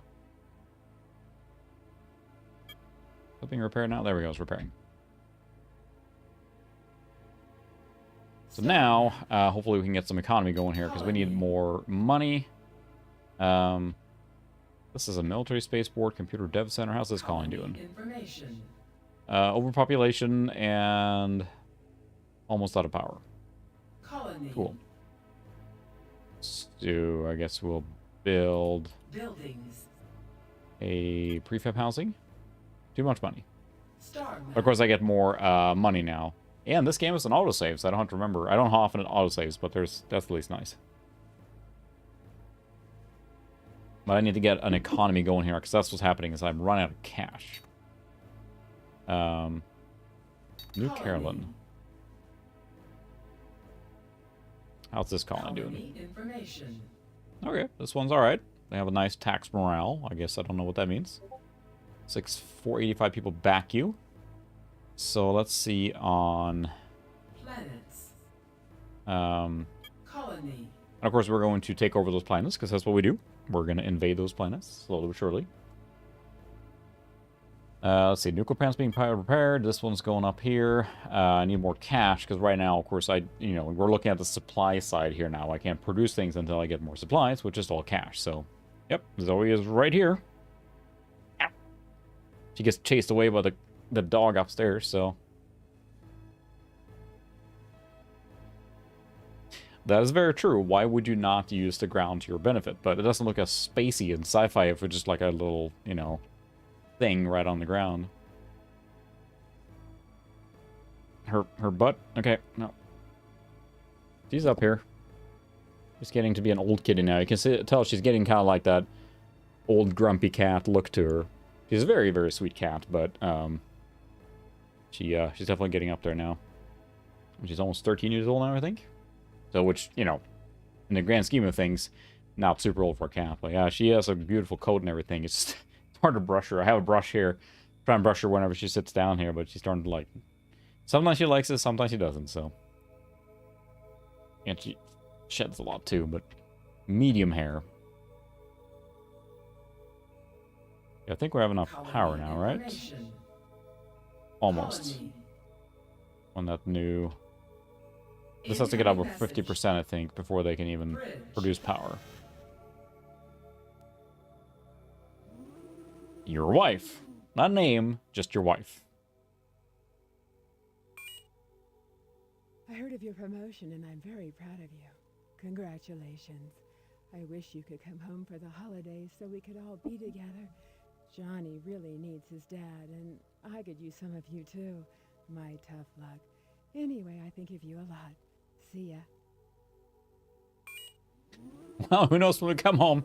Good luck on the other side of the galaxy, but, your son will grow up without you. It's fine. Well, do whatever you're doing. I'm fine here. Like, I don't understand the benefit of those. Like, what a story building is it? I guess, I can't remember what happens later, but there is a story progressing or whatever as this happens, too. Let's see, where's my fleet? There it is. Now we can zoom in here.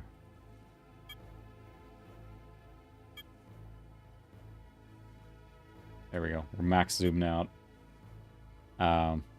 Yeah, that was all Sharon Stone Total Recall. Yeah, your wife. That seems a little... I don't think when my wife messaged me it says your... I should change her contact to your wife. Okay, colony. So how do they look in here now? Neutral. So they're liking me now. The bar was a smash success. They're all smashed. I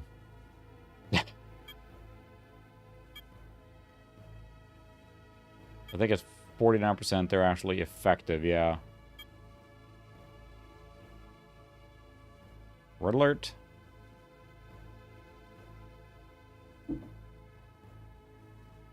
This is almost repaired. We'll get full power back here now. There we go. We still haven't repaired everything, but I really would like to build things that increase my profitability here now. The spaceport, for example, trader spaceport is 10,000. The bank was 16,000. So the trader spaceport would definitely be a good one to build. Yeah, there we go. We're going to build that.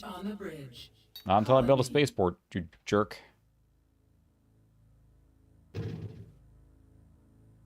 Now I'll take your message.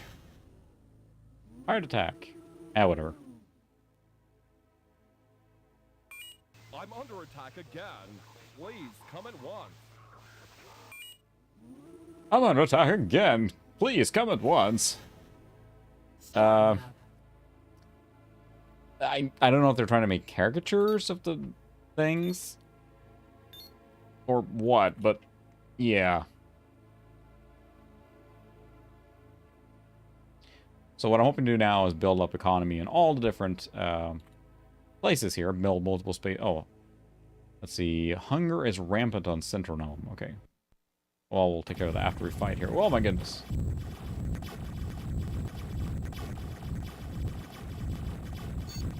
That trader's not going to survive. They're getting just pummeled.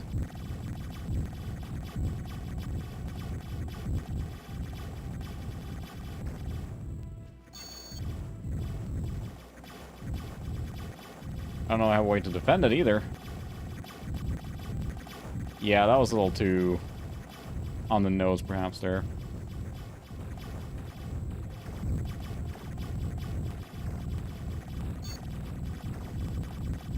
There, focus fire down.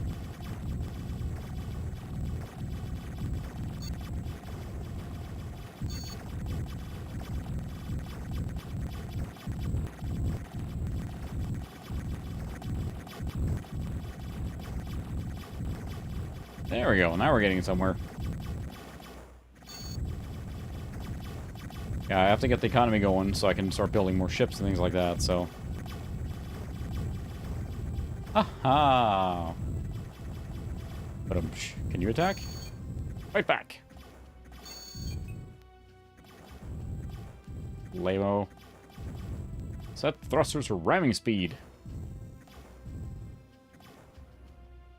And don't come back.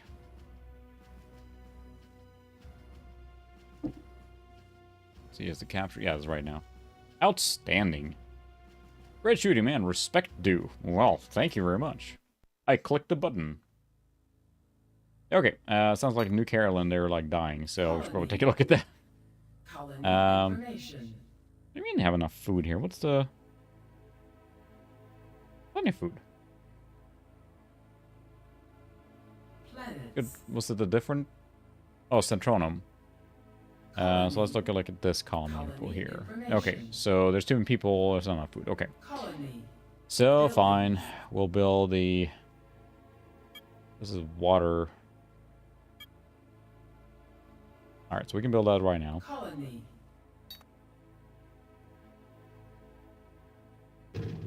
There we go. Star map. Uh-huh. Basically. Everything's safe now so I can do that thing like the 80s or 90s action movie. We're like, hold it back, hold it back. Yeah, yeah. The Arnold thing. Yeah, okay. So I think we're repairing the power plant, which is costing us a lot of cash right now. And stop the repair because we need more money. There we go. That's a lot of cash flow there. This is not done yet. It takes a long time to build. My goodness. How are the other colonies doing? I wish I could see a quick view of all the different planets. But I can't. I gotta go to each one here. Colony information. We have power here still. Planets. I think all their basic needs are met now, yep. Planets.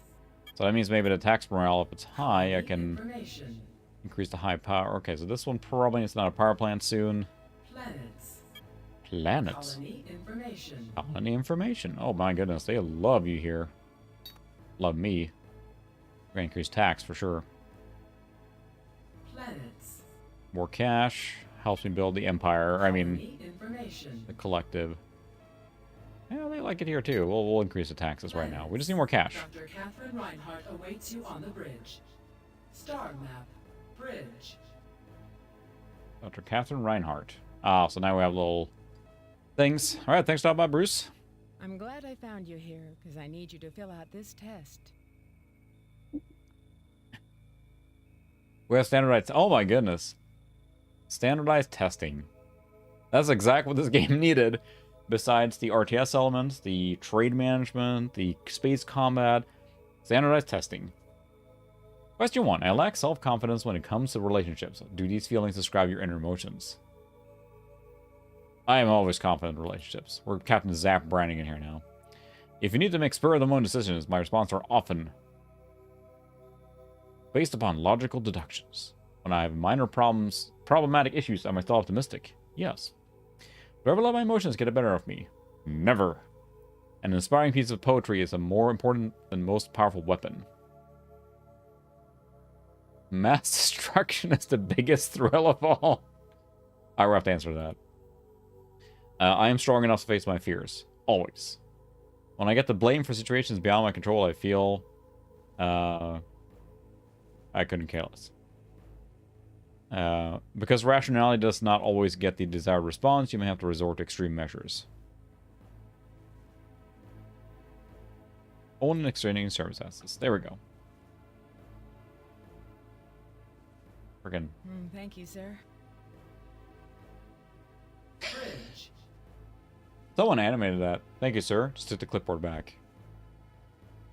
It is feature creep. It's like, I almost forgot. Like, I mean, you see this game gives you morsels and nuggets to kind of keep. You want to do the next thing. I want to build this. I want to do this. Like, any of these galaxy management games, they're built to be addictive. It's just one more turn syndrome. I was not expecting a standardized test in the middle. I don't remember that at all. Maybe it's from your wife. The doctor sounded very enthusiastic about it, too.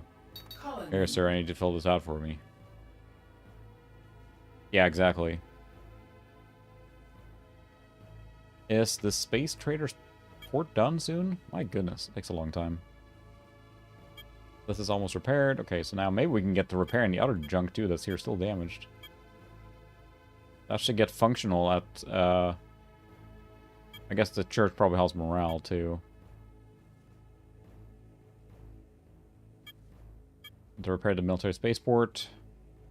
This should be done soon.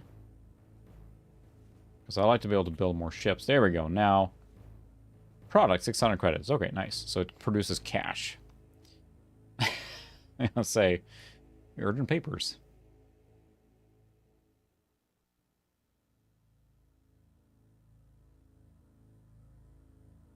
What is red here? Oh, it's the military spaceport. Okay. Because then we gotta start building some ships too, because I need to boost the military, because right now, it's one of those, like, it lulls you in a false sense of security, like, I want to keep developing and getting stuff ready, but then you get into the point where, okay, they come with a huge, you know, fleet, and you're screwed, so... So, let's see... how many people are actually here? Living space, 2,500 out of 7,000. I feel like there's only 2,500 people living here? No one else wants to live here? Or what's the deal? Buildings. What else can we build? So... Moisture evaporator, extract moisture from the air to provide drinking supplies. Water deficient plants need evaporators to avoid slow population growth. Okay. And maybe we'll build something fun then. You can have barracks. Oh, a church. That increases morale, too. Colony. I would like to build a bank, which I have almost 16,000, but I can build a... I don't know, this gives you 600. I wish I knew what the bank gives you in hard cash. Because then I would build that on the other planets, too. Demolished? No.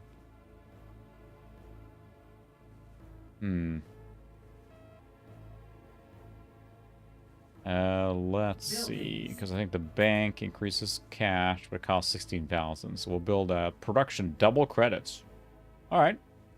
So that would be a good one to build on this planet, because then it means that the output on this planet will be doubled. So, which is good, most good. What, 15% left there at Fire Brigade? Like the building turns off at, so we'll stop that now. The building turns off at 50%, looks like. Well, this one's not even active at all, needs more. The military building, I guess. I know they're trying to, you know, give the space for the... There we go, I can turn this junk off so I can actually see what's going on. There we go.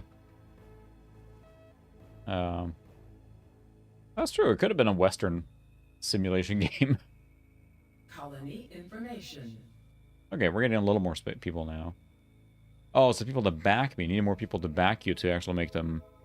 Yeah, they're very happy with that high taxes. Like, there's not people living here. But what's the actual, like, living count? Because I don't know exactly. It says, like, the 2,703 people back me, which is probably all that, you know... Planets. they can do.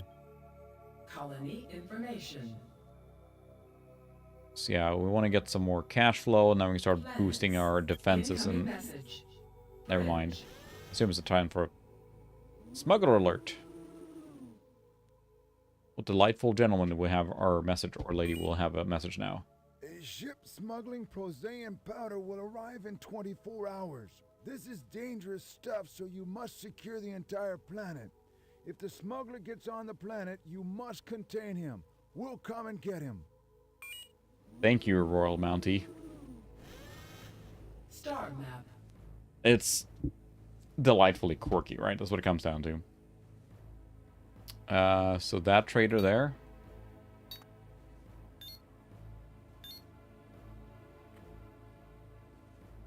Well, I should pretty easy to intercept him.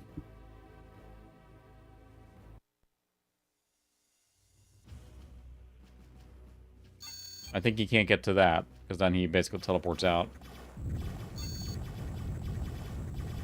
Yep, I would run there. There you go. Whoop, whoop, whoop, whoop. Yeah, if you haven't checked this game out, I think it's on GOG now. And, you know, it's a few bucks or whatever. It's a fun game. It's fun. Oh, now you have to attack. You have to keep fighting these traitors here. Basically fight them off. You shall not pass! Grids, fire range.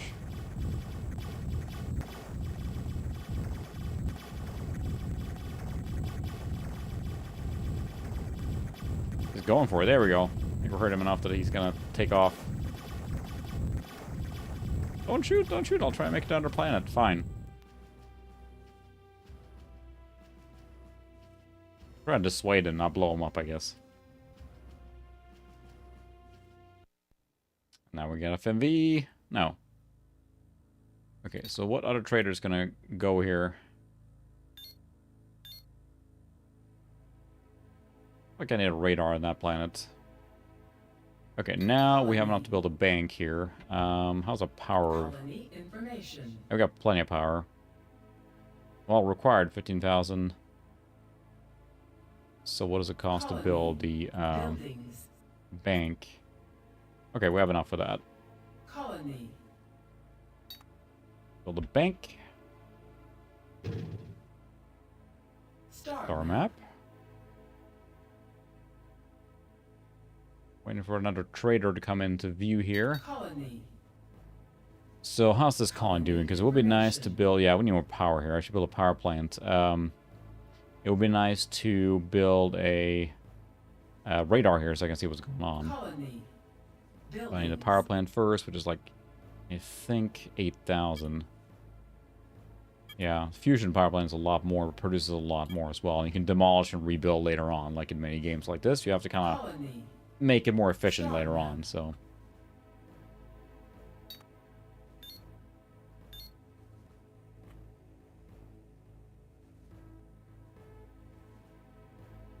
Who else is coming here? Why I oughta... Come here. If there's anyone else. It's blinking still. Of course, games like this is a slow burn. It takes a long time to get things going and, you know, truly get to the point where you're just steamrolling everything, so... Yes, exactly. Well, the morale was low. Oh, I saw the other trader. So, okay, we're going to build another power plant here. And then also we're going to build a radar... Where's that? Radar telescope. 4,000. Nice.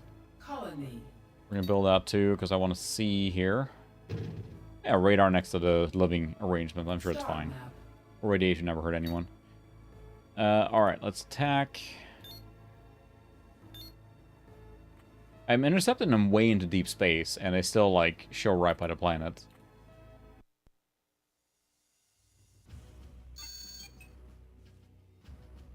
Yeah, there will be time for that. That's what we're going to build up to, is to take over Garthog 1 and 2, of course. But I like that it has a little bit of story. It kind of pulls you along and drives you a little bit right, except just here's a random map. So it's a nice way to do the game. I don't think this even has, like, a skirmish mode or, you know, random mode. It's all this story-driven thing. And Imperium Galactica 2 does the same thing, and even better. We'll stream that sometime too, but I don't want to do back-to-back. It's incredibly similar, obviously. But there we have radar. Mr. Radar.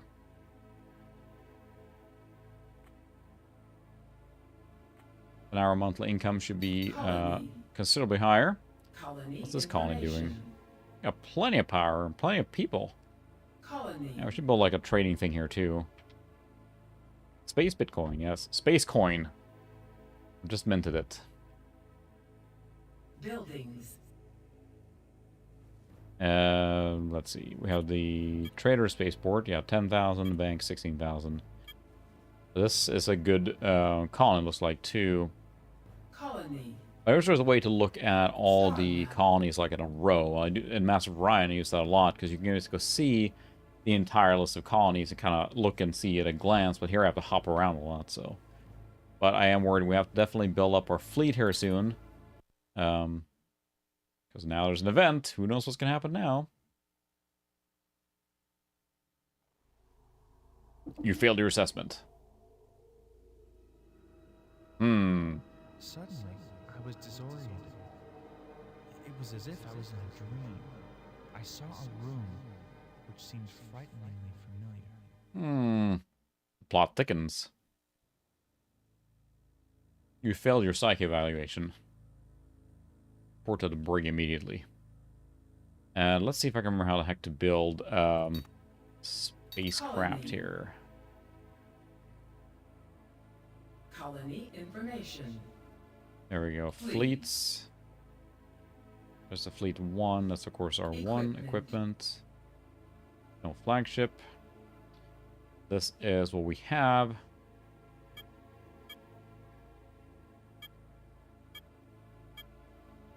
Interesting. A little CD icon there. Production. Production. There we go. Production. Ah, so you can just design your... Wow, that is distractingly spinning. I'm spinning. We can build destroyers. I don't think I have that research yet. You cannot produce an invention without spaceship factory. Okay. So I need a spaceship factory, which I believe I have, but it's not repaired. It's a trap. Colony.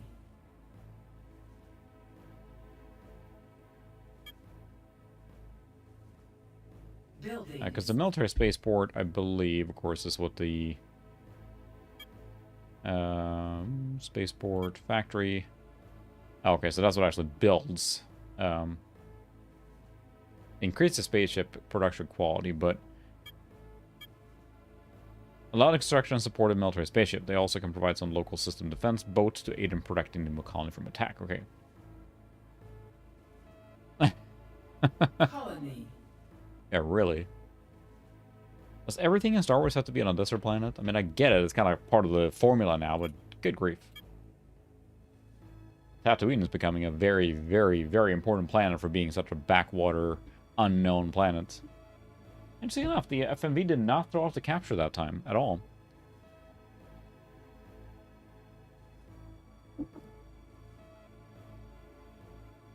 Yeah, if I get enough for... Unidentified ship detected. Uh-oh. Star map. Oh, good grief.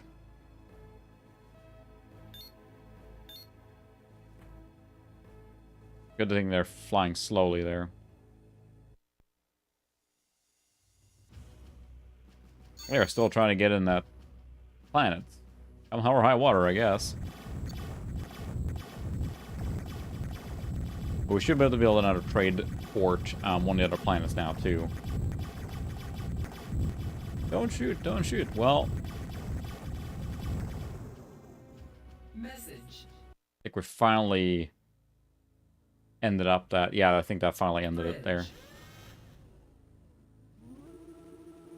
Success from Colonel. Learning English, the word Colonel makes no sense to me. You've done a very good job, Captain. Congratulations. Here concludes the message. I will not say anything else to you. I will in fact terminate the message the very second I have finished talking. Cut. Okay. So let's see. Let's see what colony is currently producing a lot of cash. Colony. So colony information. Tax income 2,000. Colony. I guess it just adds whatever, so. Colony information. Centronome. Which planet was it that I was looking at? It was Colony. New Caroline, I think. Colony information. Okay, we're maxed out on living space here, but this one's getting a high tax income, so. Colony. But how's the power here? Information. Yeah, we got 9,000. We're good. So we're going to build the, let's see, the trader spaceport. Colony. That will give us some extra cash. What's going on with this mouse cursor here? Where's the radar?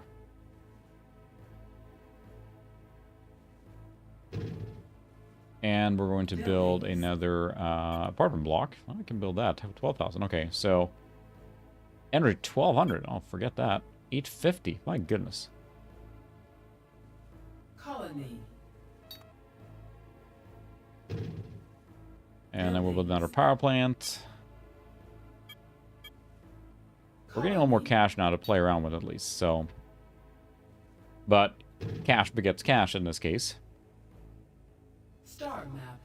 There we go. That should increase our cash output each month here now. But yeah, I wish there was a way to very quickly get an overview on what each colony is doing. This is now active, at least. So I think I can now produce ships.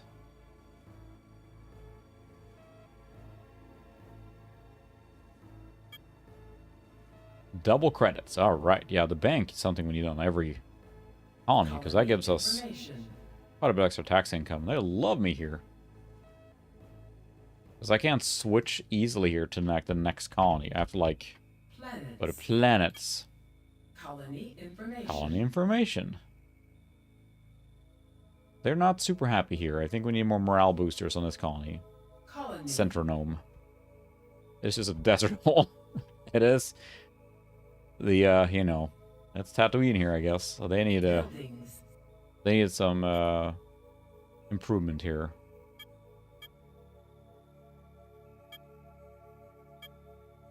Ooh, stadium's expensive. A church, or, let's see. Spiritual indoctrination centers. Churches fostered a belief in an ethereal spiritual reward for worldly suffering, increasing colony morale at a very low cost. Well, that's horrible, but I guess we can build it. Colony. Alright, we'll build a church here next. Again, the game just kind of pulls you along, and it becomes this, like, drip feed of things, right? So, we'll see. We should get a pretty nice cash windfall. Here we go, yeah. Build a church. Right there.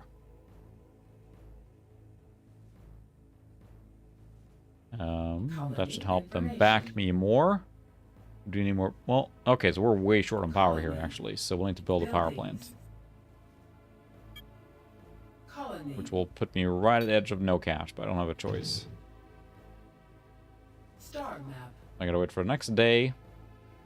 I like to keep the fleet kind of in the middle somewhere so I can move quickly, but I like to build out our second fleet because I think that I'm gonna have probably one, like, large strike fleet, if you will, that's used for main combat. And then a smaller one to help out with the protection and kind of mop up and stuff like that. So, I don't think I have a choice there. Good thing they can be supplied in... Nope, wrong way. There we go. Good thing they can be supplied in the middle of space here, too.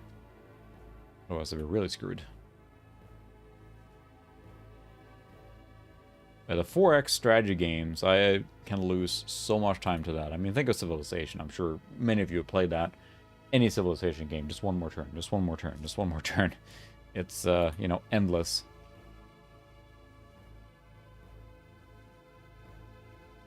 But it's like the nice, because the story has those little events, right, which helps thing to break up the monotony. We're just waiting for cash in this case. Message. Like that. Bridge. Bridge. Oh, an escort mission. Huzzah! Love those. The governor of planet Centronome will arrive shortly to your sector. My mustache You is must very provide a fine. unit to escort him. Why don't you have an escort for him? Just saying. FMV.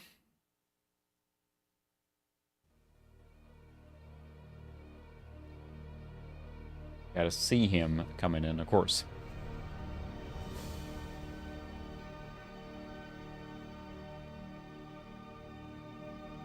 Do you guys have a favorite game of this type?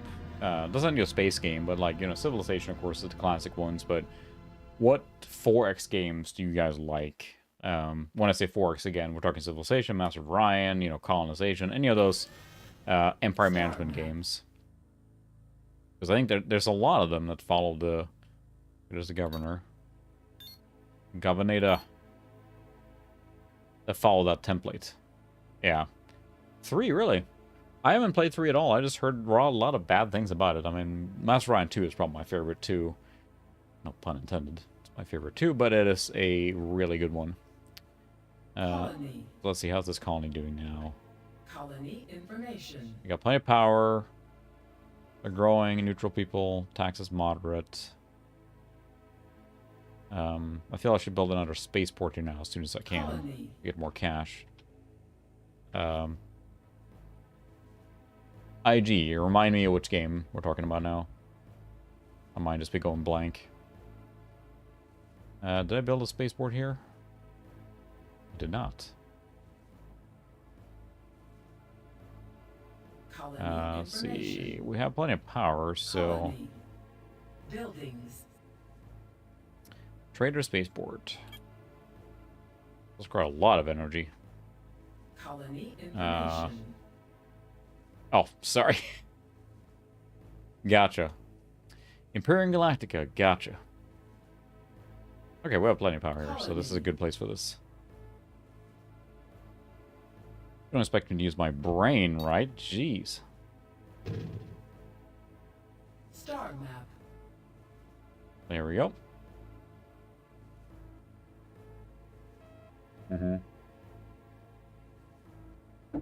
Now, can you draw a graph that explains what you're talking about now? I don't understand. Yeah, kind of. I haven't played Dwarf Fortress at all, but it looks fascinating, but I'm not sure if you have the same, like, when we say 4X, right, you have the Empire Management again with, you know, you get your trading, you get your discovering new areas, exploring. I mean, your civilization straight up, right? That's really what it comes down to. It's the equivalent.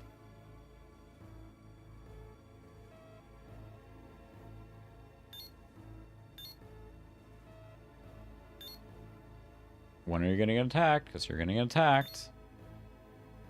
Is there an escort mission that does involve no attacking? It's upset about your wife, I know. That's so stupid. I totally am going to change the contact from my wife's name to your wife. If she gets it when she sees it. Oh, the governor made it. Holy cow. Yeah, I suppose it has similar, except Pirates is more like, you know, fleet management and like individual management, right? It's more action, not action, but don't get me wrong. I'm not going to sit there and define what each thing is, but to me it has to have the, of course I say that, and of course I immediately define it, but, you know, oh, wow, I'm making lots of cash now. I need to build more starports and standby here. I need to get some... Colony. We're getting some... Oh, this has nothing. Colony information. Poor people. Colony. Colony information. Let's see. We are producing not much cash. We need some morale boosters here. Buildings. Are we in a nuclear plant? More power? Colony. More power! Now we need a morale booster, which will probably start with a church. Colony.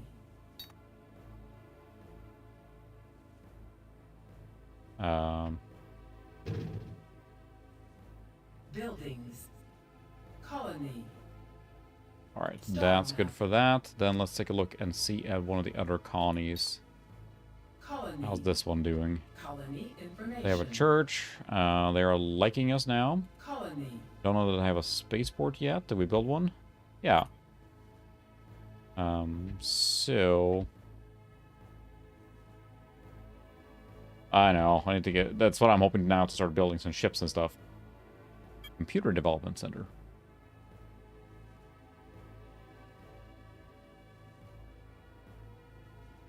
I want to build... There's got to be another... Colony. That doesn't have a spaceport yet, right? This is a trader spaceport as well. How's this one doing? Neutral. Did we build a church here already? Well, they have a recreation facility here. They're all good. The church seems like a cheap one to build. Colony. Let's see. You can tell, like, you know, the ideas are very impressive. But the interface, like most of these games, you think that this was designed from a spreadsheet first and then made into a game, which, I mean, that's fair. That's probably how many games were designed, but it is a little obtuse to move around. Star map. Colony. How's Achilles doing now? We got plenty of stuff here. Colony. I should probably just repair the rest of the junk here. Spend some cash repairing everything. The bar is in good standing. We're good there. How's the morale on this dirt hole? I mean, very lovely. Yeah, high tax population is still like it. Fine. They got everything they need. Colony. Star map. Colony. I feel like there's no good way to get an overview of what's going on each planet. They don't back me. Alright, well, we need a church here as well. How's the power? Yeah, we have way more power than we need here. Church, build that. Make them happy, I guess.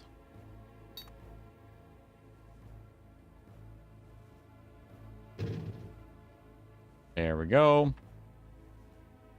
And then we should start fixing up our defenses here now, too. I think now... Production. We should be able to build some ships now, I think. Look at that. Hyperdrive version 1.0. Light shields, hyperdrives. You can build those. Equipment factory, never mind. Let's see, I can build a survey satellite. Look at that. Space stations. Cannot produce this invention without a spaceship factory. What? A spaceship factory. Bridge. Star map. Thought Achilles had that.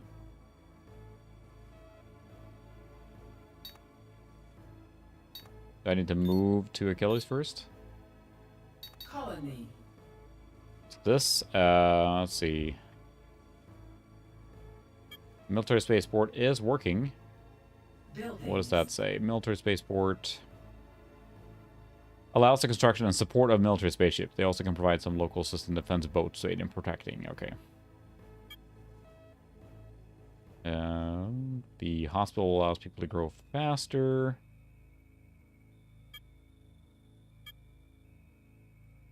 So now we're getting the money is starting to come in fast enough that I can just kind of more build, not willy-nilly, but I can build more things. So I need to try and figure out what to build here.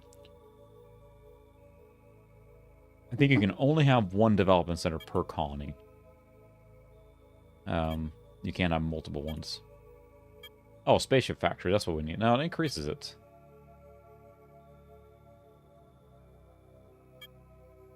I don't have spaceship factory at all, so I probably need that too. Water vaporator is probably good. Colony. And how's the power here? Colony. Yeah, There's a military spaceport, but I guess I need a military factory. It makes sense. Buildings. Spaceship Factory is 20,000. Alright, we'll get that the next round then. How much power do we need? Yeah, this is where, like, the obtuse design of this, it's hard to hop around. Energy 4,000. Colony information. I do not have enough power for that. Colony. And it would be nice to build a fusion plant instead of a nuclear plant. But that's 24,000. I guess I can build a fusion plant.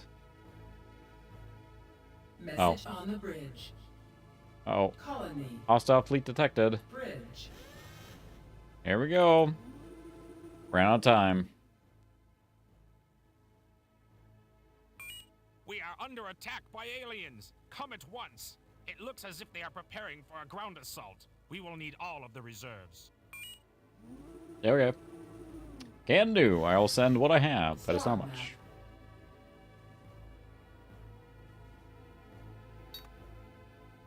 Oh, yeah, I'm not going to get there in time by a long shot. Yep. Ground assault again. I got to place our tanks if we have any. Guess we'll find out.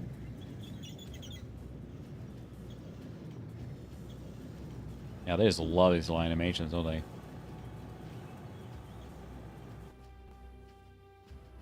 Squeaky tanks. I have 8 light tanks. Alright, well, I have less surface area to defend, so that's good.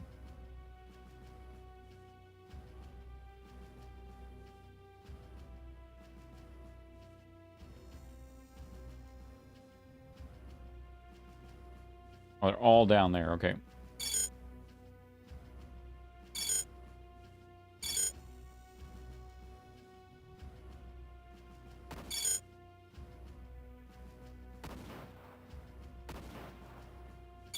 Fast.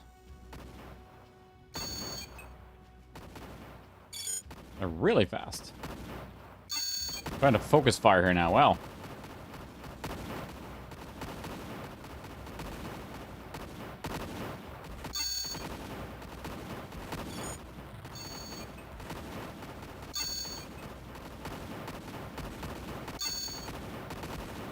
I feel like the only way I can do this, like, each tank that's destroyed is one doing less damage, right? So, I gotta focus fire them down.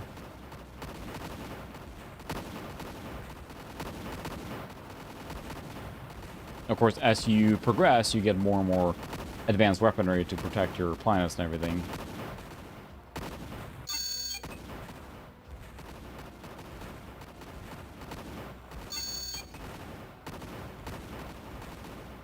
We'll focus fire here now. Oh, they're gonna blow up a nuclear plant. Those jerks! Aww.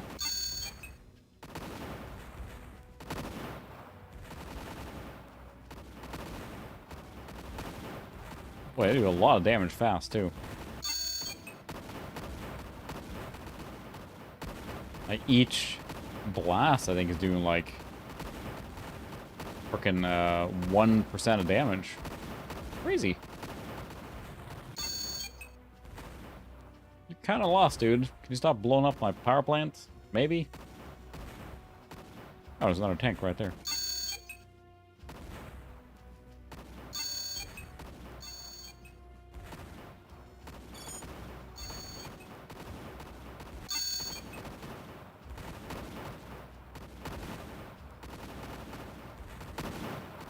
I think it's supposed to blink when it's repairing, but I'm confused. Yeah, that's true. They are probably... That's what I'm hoping now, is that the next step now is that I've got some cash flow going. I'm going to start, like, building up the military defenses, meaning I want the planetary guns on each colony, and try and get some more fleets out and more ships, you know, things like that. So, trying to increase military spending now that I have an economy going, so... Here's a lovely CGI picture of a tank. They lost a lot more than I did, so... But those medium tanks are definitely beefier. Yep, they lost radar and everything now, so... Colony information. And protected your planet. We still have power, so... Colony. Buildings. But we definitely need a radar. Colony.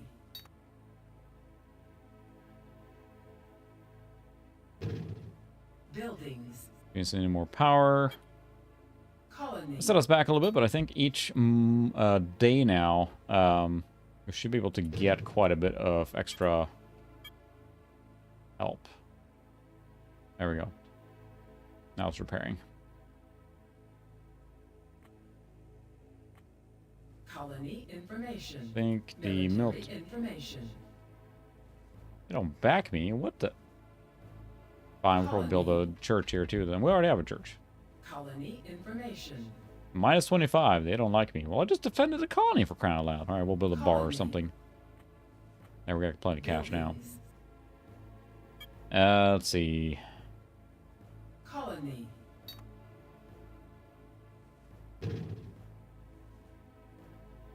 I'm still confused, like, alright, because they don't like me, they don't, like, back me, and I guess we can reduce taxes.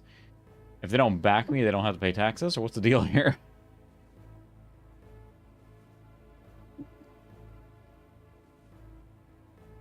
Again, I think they had all the right ideas, but it just doesn't always line up. But it's still fascinating. Military information. Light tanks 5. Fleets. Buildings. Star map. Star map. There we go. I can see again. What I was going to do was build a freaking thing here, or spaceship factory. But I couldn't. It's 20,000, a lot of energy.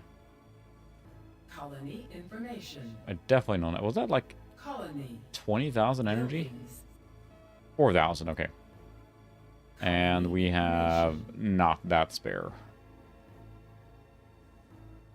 Earlier it was like yellow, but it says we're required 15,550, and I am producing 15,575, so I'm right at the limit. So I need more power. Colony. Buildings. Would be nice to build a fusion plant, but I don't have cash for that. Oh, you can't even build one here. It has to be a specific place, so it has to be a nuclear plant, but I don't have cash for that anyway. So wait for the next day again. Lots of waiting. But at least the time, it feels like semi-realistic in the sense that you don't have like this thing where the time is just, you know, flying away from you every time. Buildings. Colony. So if I wait now, next turn I should be able to build this military spaceport. It's still being repaired. This is 100% capacity here now, so can I really not build anything here? Colony information. Fleets. Equipment. Production. Feels like it should be a shorter way to get to production there, but it's really...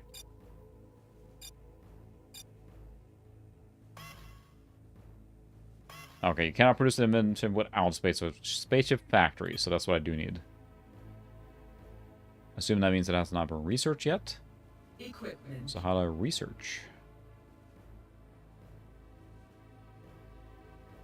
Bridge. Colony.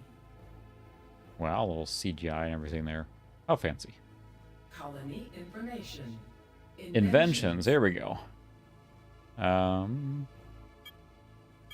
can look at them, but I don't have them yet, so... Production. That's not what I wanted.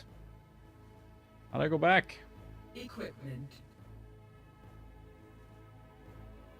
Because, like, the interface, like, again, they had the right ideas, but now, like, it's not consistent. Because now the star map and the planets are here, right? It's just, like, jumping around. Can I build light tanks? Because I don't have any light tanks here now. Bridge.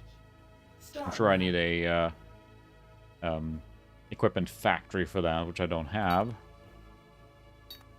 Colony. I should use a different one.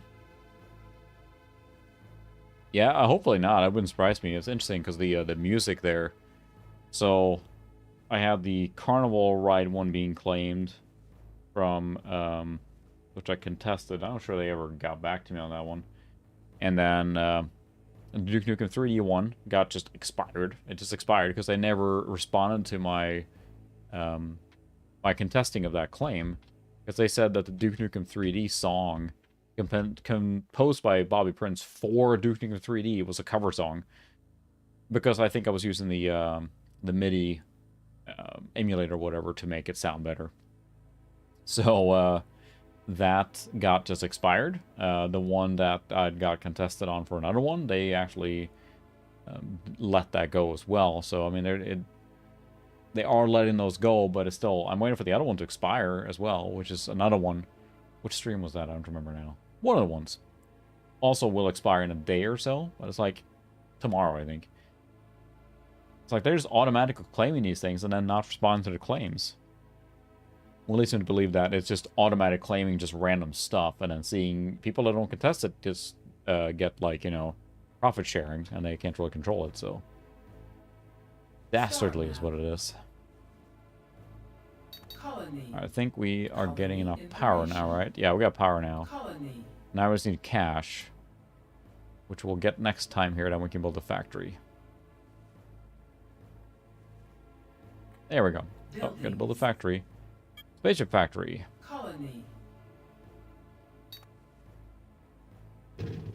There. Now, for that, we should be able to build a spaceship. So then we also need, at some point, an equipment factory. I think... weapon factory, is that...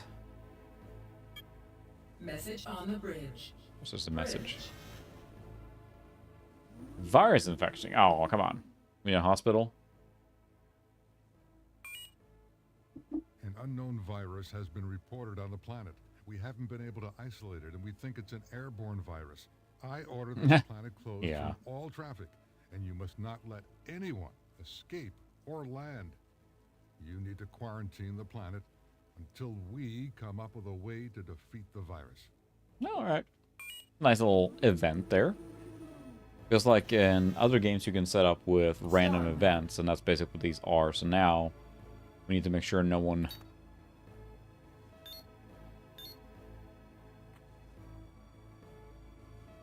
Well... They're coming and going. They're gonna land, I can't stop them.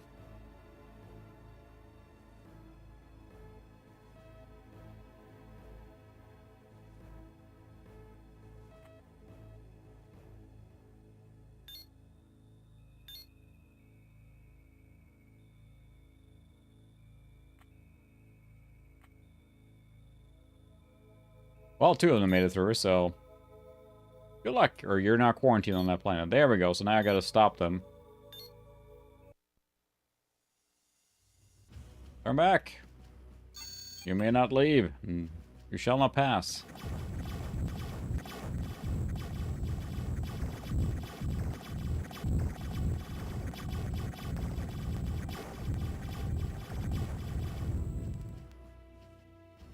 Good.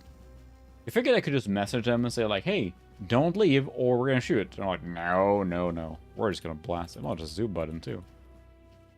That's helpful. Go back.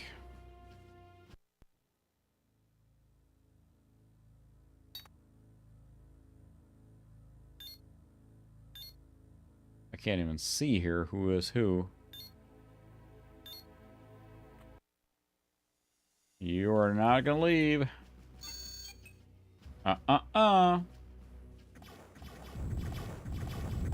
Again, I wish I could just tell them, like, hey, we're gonna shoot if you don't turn around. Nope.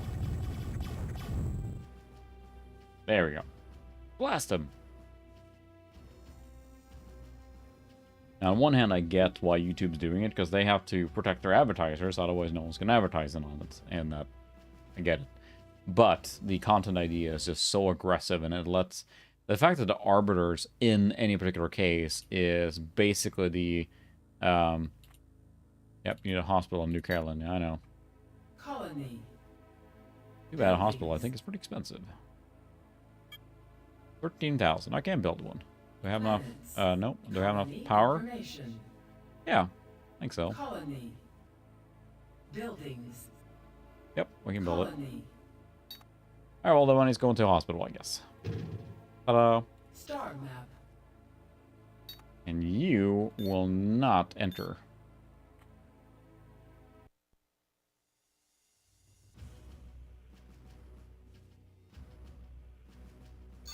Turn around. Again, you think they've been messaged. These traders are just like, yeah, I'm just gonna go check out. Oh my god, what are they firing? Your somewhat phallic spaceship. Leave.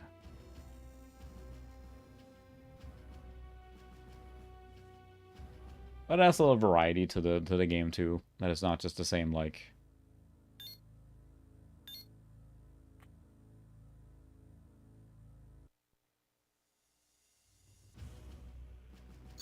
Yeah, turn back. Planet you are leaving has been infected. I'm carrying sick people to another planet where they will not be infected. I request clearance to land. Nope.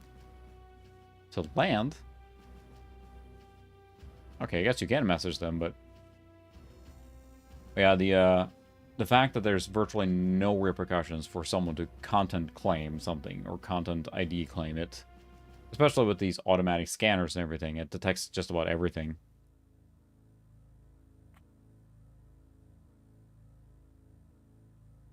Building a hospital.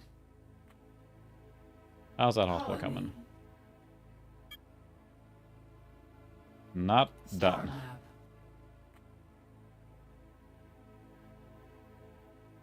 I don't know, we're out of credits, it's fine. This is fine. Now we can take the time to, I guess, did we build the factory yet? Yeah, we did, so we can now build stuff. So, feels like it's a weird way to get here. Equipment. Production. Oh, we're here to spin up now. Spaceship. Added to production list. There we go. Deleted from production list. Added to production list. 12,000. Alright, well, there we go. We're building out our spaceship. So now we're getting a fleet here. Bridge. Star map. 12,000 for one ship. Neat. But then we can merge fleets and everything. So now I just, you know, it costs a lot of money, but we need to get to the point where we're like producing a little bit of ships here and there. Because if I just do nothing to build a fleet, then sooner or later we're going to get a really bad enemy that's going to steamroll us, right? So, okay.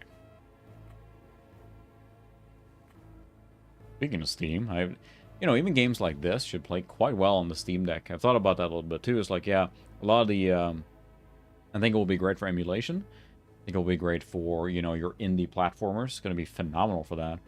But then some of these, like, strategy games should be fully playable since it's got that built-in trackpad and everything, too. You know, super practical in every scenario? No, probably not. But I think it's still pretty cool. I'm excited about the Steam Deck.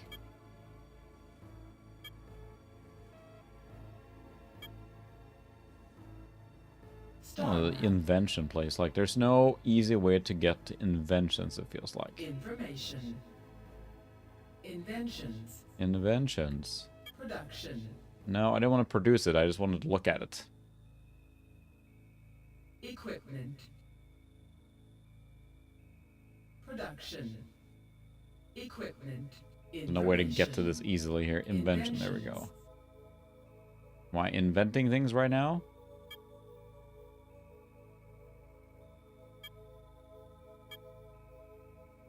Oh, science level needed 2. So, what dev center is this here? 02111. So I need 2 of something else. I don't know what that is. Production. I guess the spaceship development center, maybe? Bridge. Star map. See what it costs to build that. Colony. Colony information. Colony. Oh boy. There's a lot hopping around. So we need those that increases your colony's knowledge of military technology, which increases your development capabilities.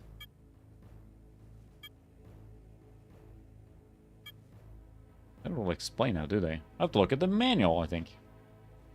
Let's see what it says about research.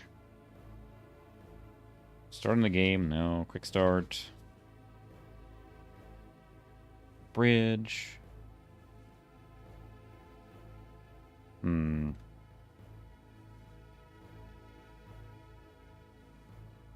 may have to re-equip your ships because they might be damaged too. That's good. Equipment, upgrading weapon types. There's a lot of things to keep track of in this game. Equipment, info screens, planet info, inventions. This screen lists the inventions and new technology related to spaceship, equipment, weapons, and buildings. Let's see. Names in gray indicate that you cannot develop the technology yet. And never mind, it's a message. Bridge. Yay! Cheers. No more infection. It looked like we weren't going to make it through this mess, but we managed to survive despite the challenges. Resistant viruses are really tough. You are the one we need to thank. I hope we won't need you again. Oh, fine. Huzzah, I don't have to shoot at random traitors that don't know any better.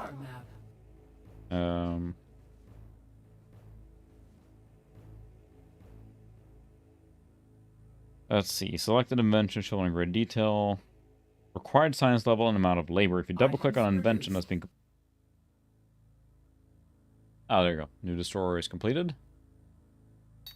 Is that in the fleet? Is that at Achilles? So they don't back me there. Colony. Sand Sterling is still not doing good, so we need to make them happier here. Colony information. They don't back me, so what do we have here? Colony. We built a church here already?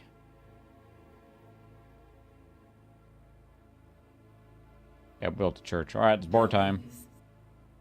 Let's look at the colony information first. We have power, yep. Colony. Buildings. Build a church and a bar, and you can cover most people. There we go. But then the invention screen, again, which is very convoluted to get to. So equipment... Not this. Production.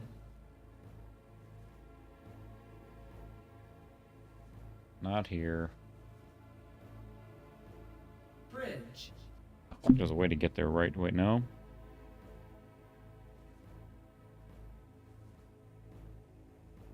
Corridor. I can walk around the spaceship. Look at this. Ooh, fancy. Can I go talk to them? Number 1, you have the bridge. That is a very slow animation. We can go to the bar. Local. Let's go to the bar.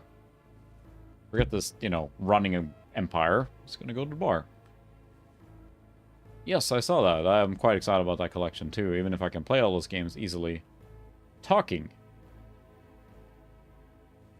Hey, Doctor, I was wondering if you had time for quick questions. If you're not too busy, I mean. A few questions. If you're not too busy, I mean. Of course I can. Just tell me what you need. I just wanted to see if you had a chance yet to compile the results of the test I completed for you. It's my job to examine all the crew during space flights. Some people get claustrophobic when confined in a small space. Our delivery They of can react our in a lines number is of not ways. great, but... Some go crazy while others get depressed, but either way I try to And watch others for get telltale depressed, but signs either way I anything tried to really watch for happens. telltale signs. It's like an AI reading. I don't think I'm going crazy, but I do have a few strange dreams. See, they have this kind of In fact, interaction and there's stuff like this that. room that keeps reappearing in all my dreams. A little I think bit, I've seen yeah. this room when I'm conscious too. I thought 3D Studio Max was so cool, and I was trying to do renders and According to modern awesome stuff, and science, realizing dreams I was come from the way in over my head. subconscious, But most of the time, it's difficult to tell what causes them. Here we are in the 24th century, and I can't believe we still can't seem to get a grasp on a dream's true meaning. Well, thanks for trying. I have I'll let you exhausted the dialogue tree. It's time for me to go. Local.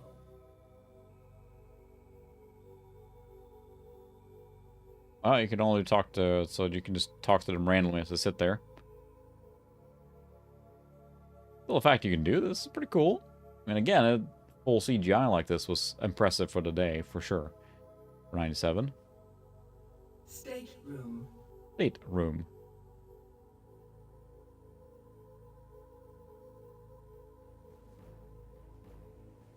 Well, that does nothing. Let's walk out of here.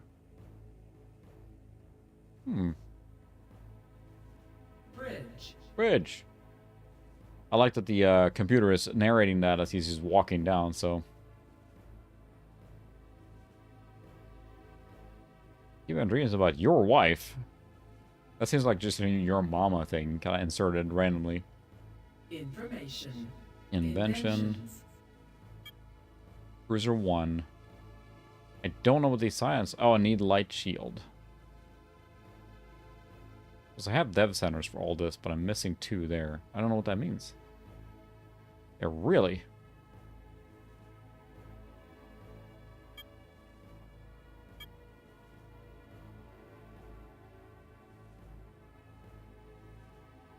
I need light shield.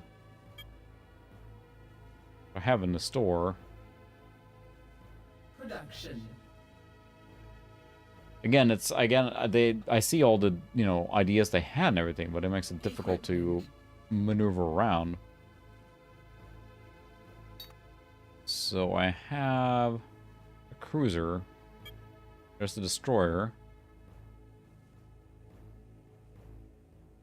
And can I add the shield to that?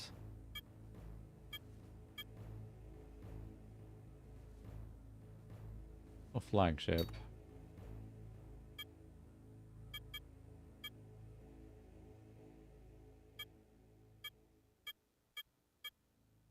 This Fleet 1. Information. I probably have to go there and pick it up, I guess. Probably.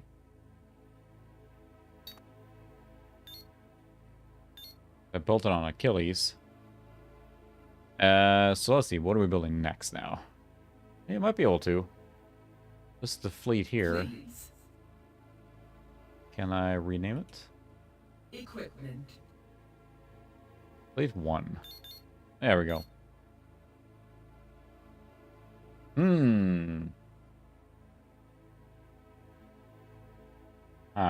What should we name this fleet?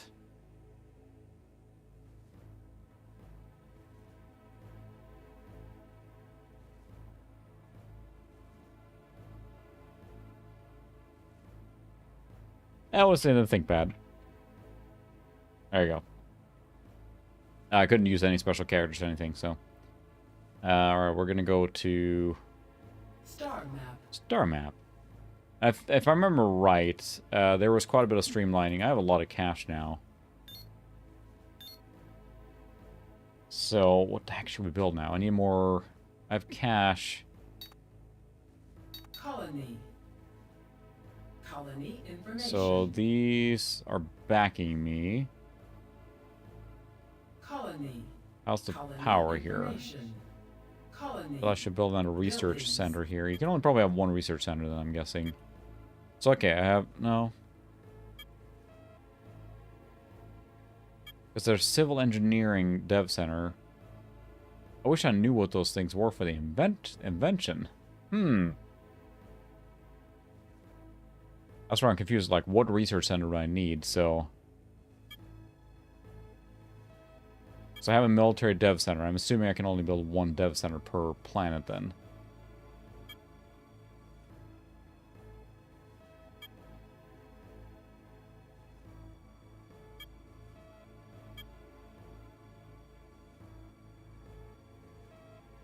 Confusing, because, yeah, what the heck does that mean? What does it mean? Information. There's invention. Cruiser 1, 2, so maybe I just need... So, science level is 2? But the development centers... What is that? Because that's the 3 development centers I can build. Colony information. Colony. Buildings. There's 1, 2, 3... So, civil engineering dev center, maybe? Because I have the mechanics. There's 4 here. So 1, 2, 3, 4, right? No, 5. So I need the mechanics development center then. Colony.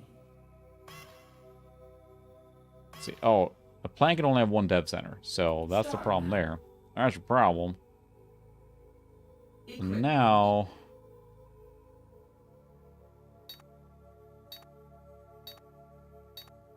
no fighters here. Star map. Are they parked here already? Equipment. Where did that cruiser go? It's obtuse design here now, because it's making it very difficult. I'm sure once you figure it out, then it's fine, but... like, I want to transfer... Commander, we have received a message. Bridge. Never mind. SOS. Got it. Aliens are attacking. We need help. Do you read? Do you read, dude? Oh, it's radical. They're attacking us and stuff. Also do a wicked shred and they start attacking us. Can we get there in time? I bet the combat's gonna... yep, start getting a little rougher here soon.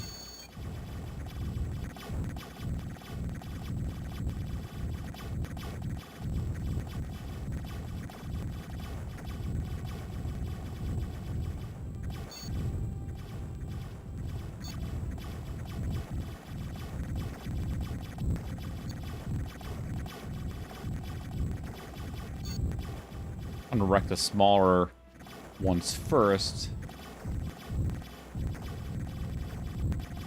I remember playing this as a kid and not realizing I could move the trader and then having them destroyed way too often.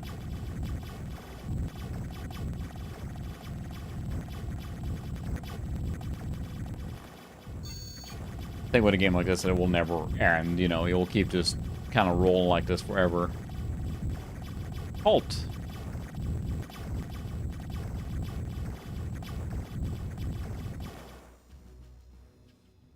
Kill all of them. Huzzah!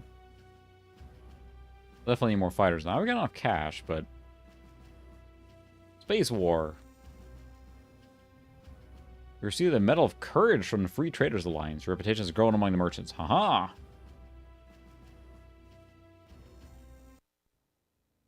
Yeah, definitely need to build more ships. So...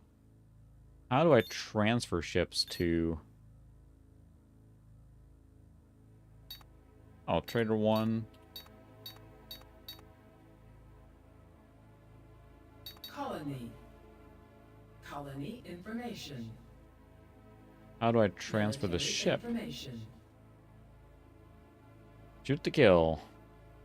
Fleets. Because I can't imagine that that one that I built is what automatically there, right? I just build more ships, but... military information. Financial information. Colony. got it. Bridge. Production. I love that it has to spin up the CD now to get this little screen here and like... we should build more fighters.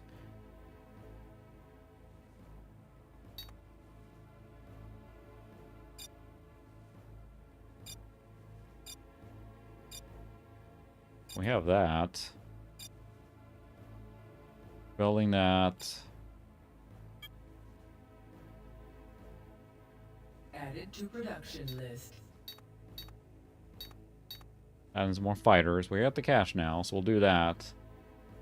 Again, I don't know what that means when it's done, but... like where they go, because I built the other one. But... equipment. said it was done, but where did it go?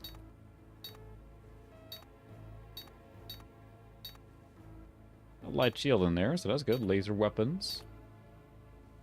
Oh, can I add a radar? Probably want to add that too. Production. Can I build a radar? Need an equipment factory to produce this. Okay. Bridge. Star map. So where should we build an equipment factory? Can I build multiple factories? Yeah, I do need a flagship. USS Nutcracker, yes. I assume I have to research that, so. Equipment factory, 20,000. Need more energy. Colony information. I got, let's see, I have Colony. 6,000 energy available there. Yeah, I should be fine. I just need more cash, which should come here very shortly. There we go. We'll build an equipment factory so we can build that stuff, I guess. Star map. And then let's check how the colonies are doing. They're backing now. They got a bar. They're all backing us since they got bars. Bars and churches. We're all set. Colony. Means I could build the house is planning doing power-wise. They got plenty of power. Colony. Probably build another research center.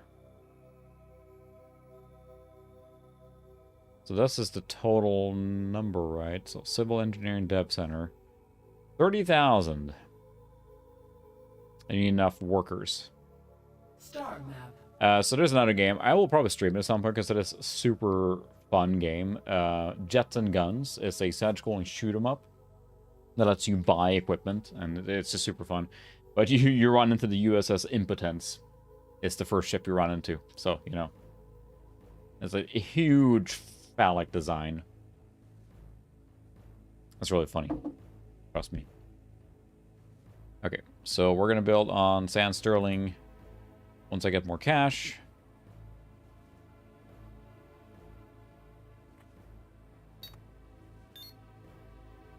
Destroyers, fighters, so we're waiting for those ships to complete. The game of Jets and Guns as well has music composed by one of my favorite bands called Machine Supremacy. And nice. It's a SID metal band. They use the SID chip from the C64 and interweave that with heavy metal, and it's one of our favorite bands. So we play that at our wedding reception. You're right. The planets are just kind of hovering around, aren't they? Excuse me. It's not like. Equipment.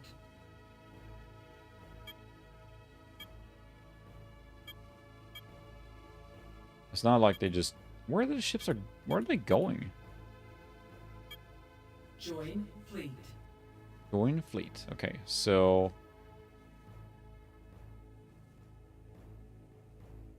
No fighters here.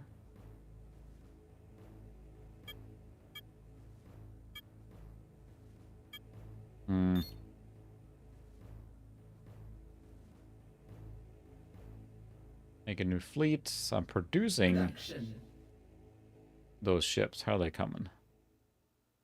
So I got a ways to go. But I could have sworn I built another ship earlier and they just kind of vanished.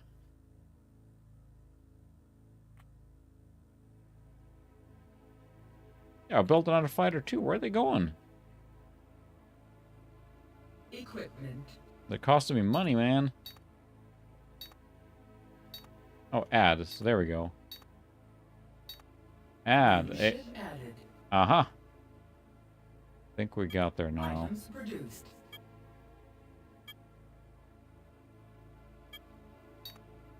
New ship added. We're getting a nice sturdy fleet here now. Adding shields to these guys. Okay, now we're getting somewhere. Alright. That's right. I was going to build a... I want the star map now. Bridge. Star map. A dev center on... Sand Sterling. Colony. Yep, that's right. Cramped colony here. There's not much space to build. There we go. Put it next to the church. Okay. And do they have a... They do not have a trader spaceport, right? I guess I can see from here. They do not.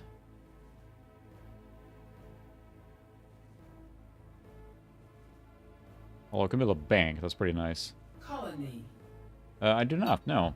Fast loaders? That sounds like a similar Commodore 64 band thing. Boy, there's not a lot of space here.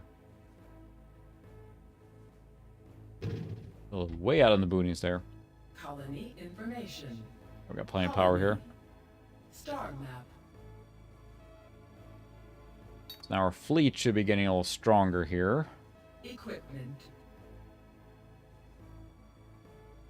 Star map. So it's under info. There we go. Inventory. Inventions. Let's see if I need 2 of those. No. Like a planet, but it's like all these colony games like this. And we'll play another favorite space game like this is Ascendancy, which is a really, really nice 4X game as well. And they give you like a picture of the planet, and then you just have a grid space, and that's it. So not too dissimilar from, well, Master of Orion 2. You can build just about anything, I think, on the space. That's, you know, the whole planet. But this one is a little restricted there. Those, you know, sorry, there's like a hill there. I don't know. I mean, we live in the future. We have space flight. We can transport and warp. We have hover tanks, but there's a hill. I'm sorry, dude. We can't do anything. So, you know, modern technology can only do so much, and we have not invented the bulldozer yet, so. Oh, yeah, definitely. Fast loader stuff, and check them out, because, yeah, I'm a big fan of, like, Machine Supremacy then, or Machine Supremacy. They mix in the C64, and we saw them live one time in Sweden. They're a Swedish band. And it was awesome, because they had a, oh, Centronome. Is that a living space? Well, that one, too. Colony information. They have power, so... Colony buildings. Let's see, what's an archaeology cost? Yeah, there we go. Colony. We'll build that. They have plenty of space here now. But Star map. But they had you know, hooked up a SID chip into a synthesizer, so then he was just like testing all the different SID sounds before the concert started. That was awesome. Yeah, they mixed that in, so yeah, I'll definitely check them out. Fast loaders. Cool.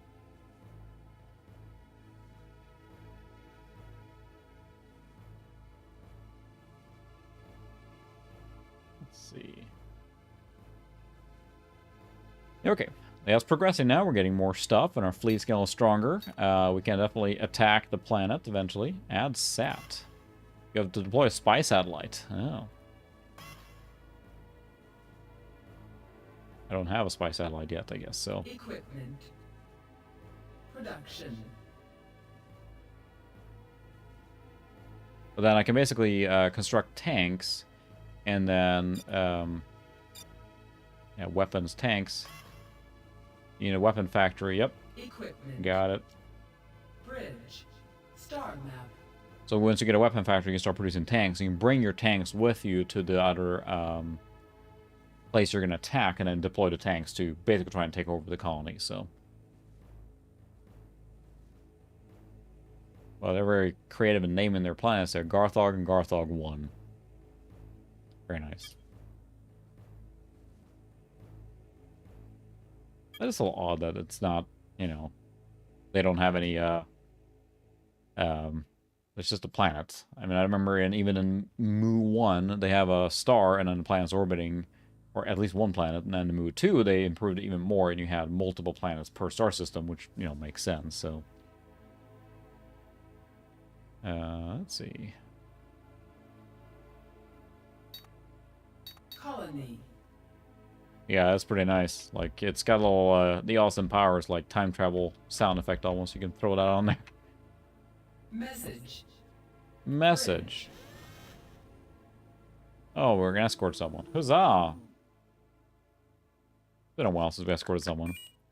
Commander, Admiral Benson is on his way to New Carolina. It's your job to escort the Admiral's ship to the planet. Listen carefully. Nice. If the Admiral doesn't return, neither should you. Oh, jeez. No pressure. God damn. That's like... I thought they had, like, protocol and stuff like that in the military, but apparently not. He does not return, neither should you. That's pretty thinly veiled threat there.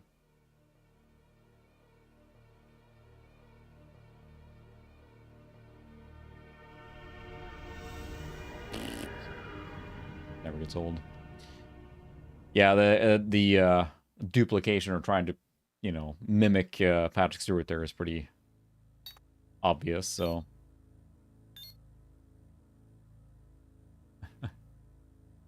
Mom, can I have Captain Picard? No, we have Captain Picard at home. Captain Picard at home.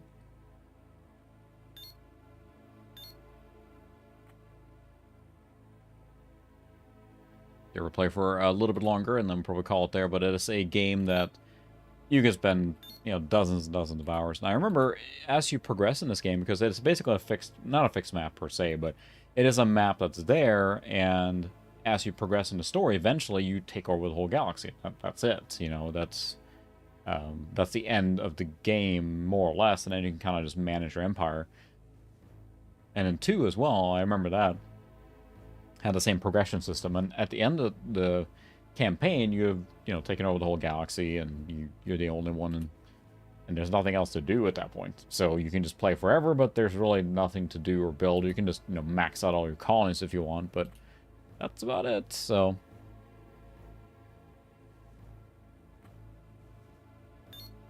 what a jerk. He just literally threatened. You sure can. We'll see if we get to that, because I need to build some tanks, and that's the problem, is running out of time to do that. But we basically need to have a equipment factory. Buildings. Weapon factory to build that. I think we're having an equipment factory now, right? Yeah. So then we can do... Inventions. We can build... Production. Light tanks. We can bring tanks with us in a fleet. Weapon factor. Okay, that's what I need then. Bridge. Star map. I'm trying to make the movement or Colony. unnecessary complex here. Oh, Plan can only have one equipment factor. Well, fine.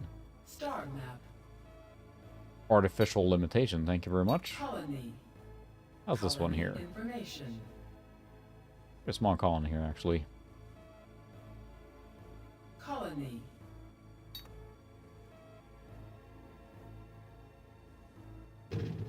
Whammo. Buildings. We're building it. Colony information. I think we have enough power. On the bridge. Bridge. Your wife. Junior's trip. Okay. Backstory and exposition. Hello, baby. Hope all's well with you. Today I took Johnny to the museum. Tell your dad all about what you saw, son. We saw lots of ships and rockets, and they had cool weapons. But some were kind of dinky things, and Mom says those are what you're in. And Dad, I don't see how you can fit into such a thing anyway. I told you, Johnny, those were only scaled models. I'll keep it short. I know you must have lots of work. Can't wait to give you a big smooch. See ya. It's a neat idea, but it's just, it feels so weird. Star map. Like they're really trying to like push through the character development, and you know, again, it's a neat idea, but it's still weird.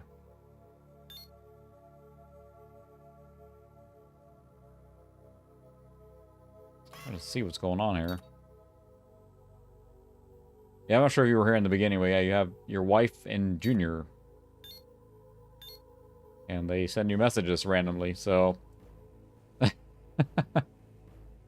True. I think Johnny, right? There's not a living space on Achilles. Colony. Not a space to live. It's a problem for them.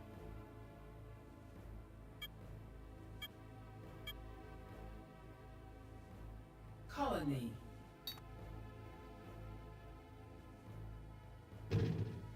Star map.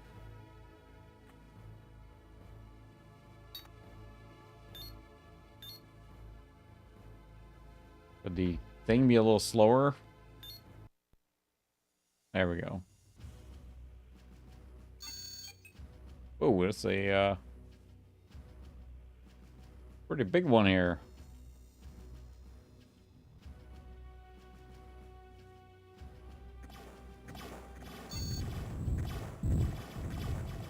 We have shields now. At least he has a shield too. Why is the Admiral being escorted around, or not escorted, but like flying around without an escort at all? Seems a little bit of like a risk. Oh, I guess he's got fighting abilities too. Alright, we can join the fight. Wow, their ships are just... Oh, they have little torpedoes. wreaking havoc on my fighters. There goes all my fighters, oh well.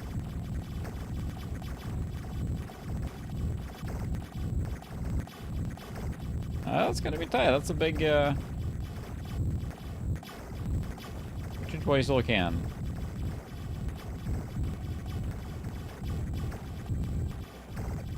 Well, flavor text there. Let's just stop shooting at me, as long as that thing takes all the beating.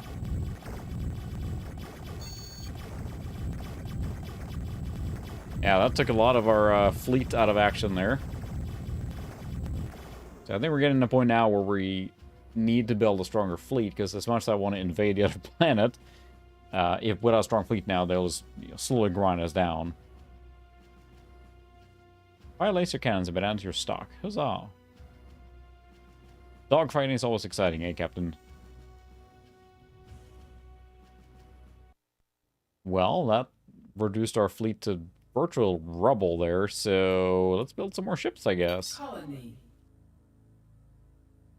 No, that's not through here. It's through... Colony information. Let's go to the... Star map. Ah, where's the bridge? There it is. Production. Need lots more fighters.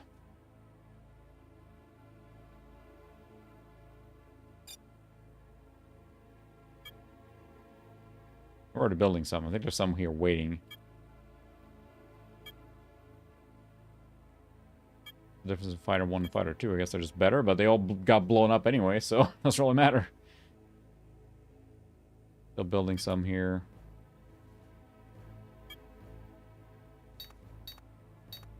Nice, you can just set the production like this and just let it go. Star map. I'm going to fly back and resupply, make sure they're all fixed up and whatnot, in case they're damaged, I guess. Yeah, next step would be, you get enough of a strong fleet, and then you would basically build the tanks and equip the tanks on the fleet, and you can then drop those tanks or invade another planet. Yeah, you really can't make me stop thinking about the fact now that there's just free floating planets in space there.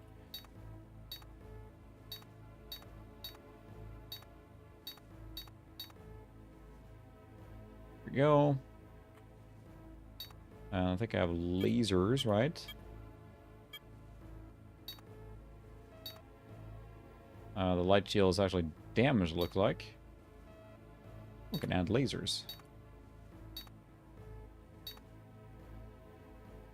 Wow, lots of lasers.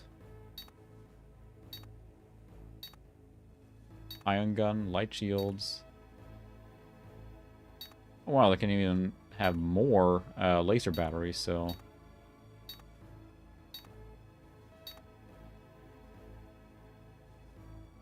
A way to repair them, or what did I do here now? Production. Well, I need to add more laser then. Build more lasers.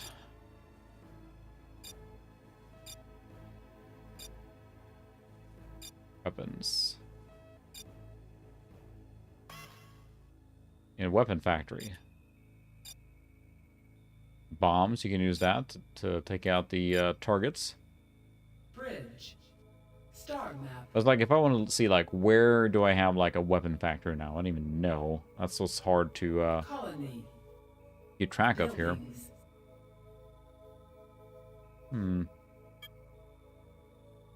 Colony information. They sure love my high taxes. I'm glad about that. Military information. Planets. Colony information. Okay, you can see buildings. No weapon factory. Planets. Buildings. Weapon factory, nope. Colony information. Buildings. Nope. Planets. Buildings. Well, they have a... Oh, let's see, they don't have anything either. Colony information. They don't have much Planets. power. Buildings. Colony information. They don't have much power either. How about an axis? Colony information. Well, they got some. Colony. Build a weapon factory here then. Yeah, you gotta balance, I guess, because you can only have one research thing per colony. Star map. Equipment. There we go. We got some more fighters back in order. Production. How many fighters are we building now? Should crank out some more. And some more destroyers.